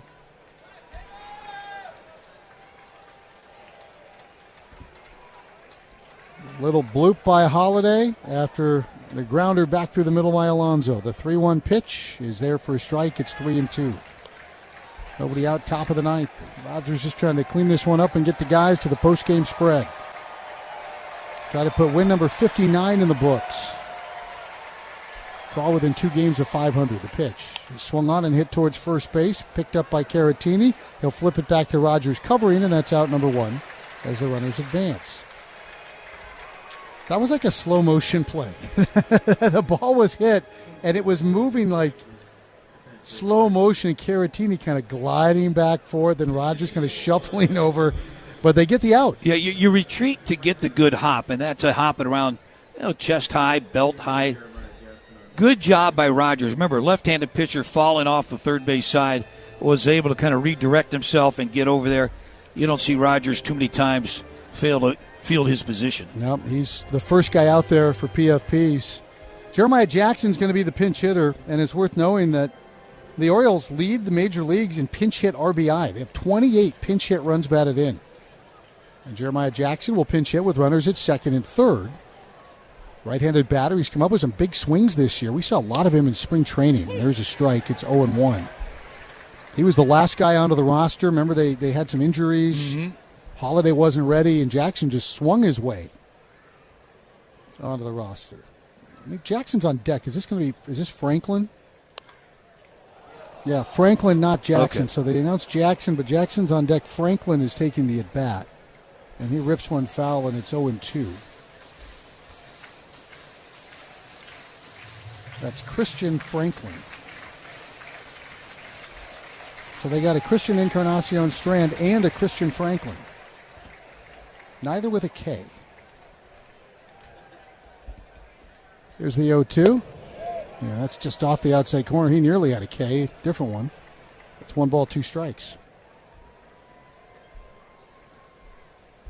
Second and third, 1 out. Twins up 9-3. Rod sets and delivers. And the pitch is just inside. That sinker didn't quite come back enough. 2-2.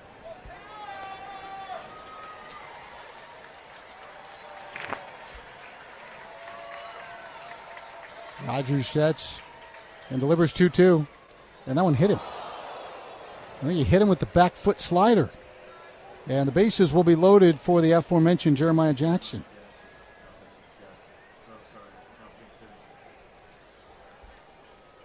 So Franklin goes to first. Jackson is the pinch hitter. And the bases are loaded. How about a double play ball and let's go home? Franklin just now getting to first. Here comes Jeffers. Twins really don't want to have to get anybody up in the bullpen. They're starting to move around down there now.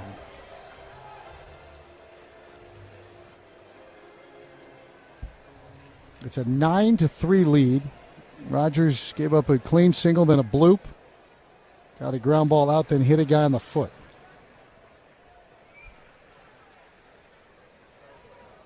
It's the righty Jackson.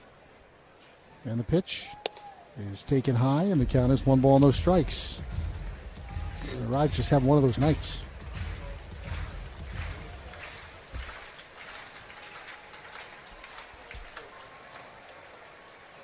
To the plate. Spins that one in, and the count 1-1.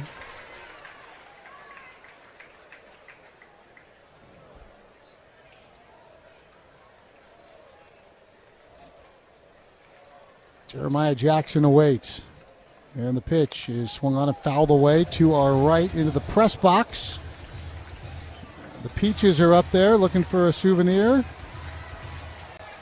And it's going to come out of the press box where? No, Peaches didn't get another one. 1-2.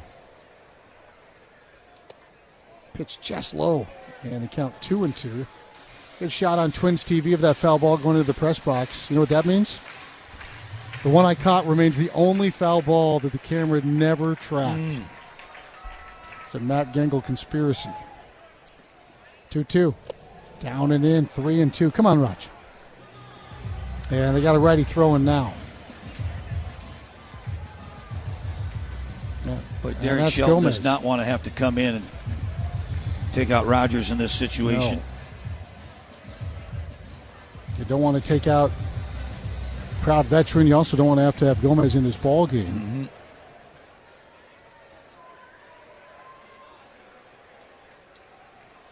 That would be a save situation if a run scores, a 3-2. Swung on a hit high in the air to deep left field. Jackson towards the foul pole. That is a foul ball. Very nearly adding 4 to that league-leading 28 pinch hit runs batted in. Stays 3-2. This might be Rogers' last guy no matter what. 3-2 pitch. Swung on and missed, and he struck him out. Atta boy. Boy, worked for that one. Man, now one more hurdle to clear.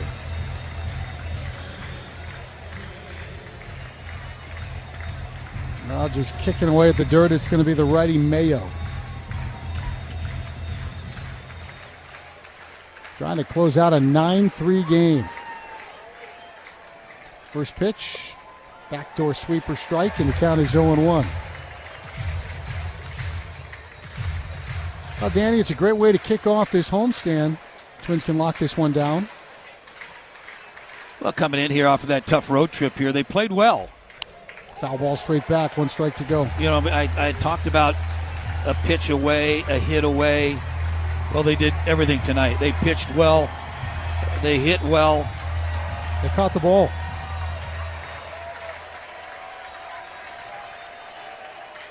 No balls, 2 strikes. Timeout as Mayo steps out of the crowd. Crowd don't like that. Like, we just stood up. Let's go.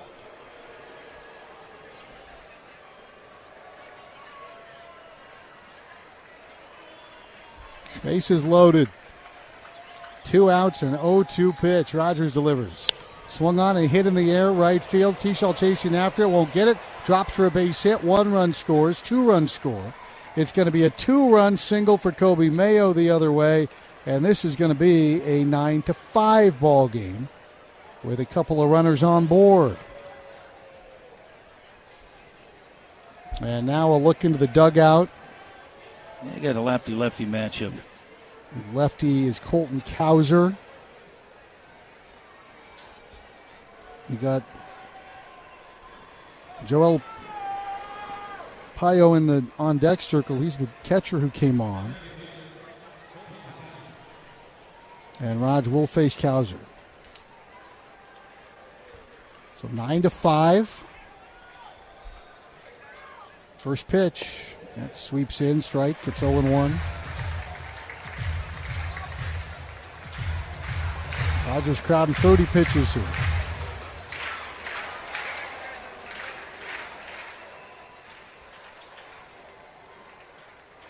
The 0-1 runner moves from first, and that pitch is down. It's indifference, allowing Mayo to advance. So it's a 1-ball, 1-strike count. Twins lead 9-5. Tying run is on deck. And the pitch is swung on and rolled towards second. This should do it. Royce picks it up. Royce throws to first. The ball game is over, and the Twins will shake hands to celebrate a 9-5 victory here tonight over the visiting Baltimore Orioles. So the Twins win it by the final of 9-5 and improve to 59-61. Baltimore falls to 57-62, and Dean Kramer, a brilliant night on the mound against his former club. I'm sure John Vitas will have a lot to say about that, as well as about the performance of Austin Martin and others. We're hoping to talk with Josh Bell, but first we'll check in with John for a preview of what... Yeah, even with those late Orioles runs, this was a feel-good win for the Minnesota Twins after some gut-wrenching losses and walk-off losses on that long road trip. We're going to break this game down with Dan Gladden on the Affinity Plus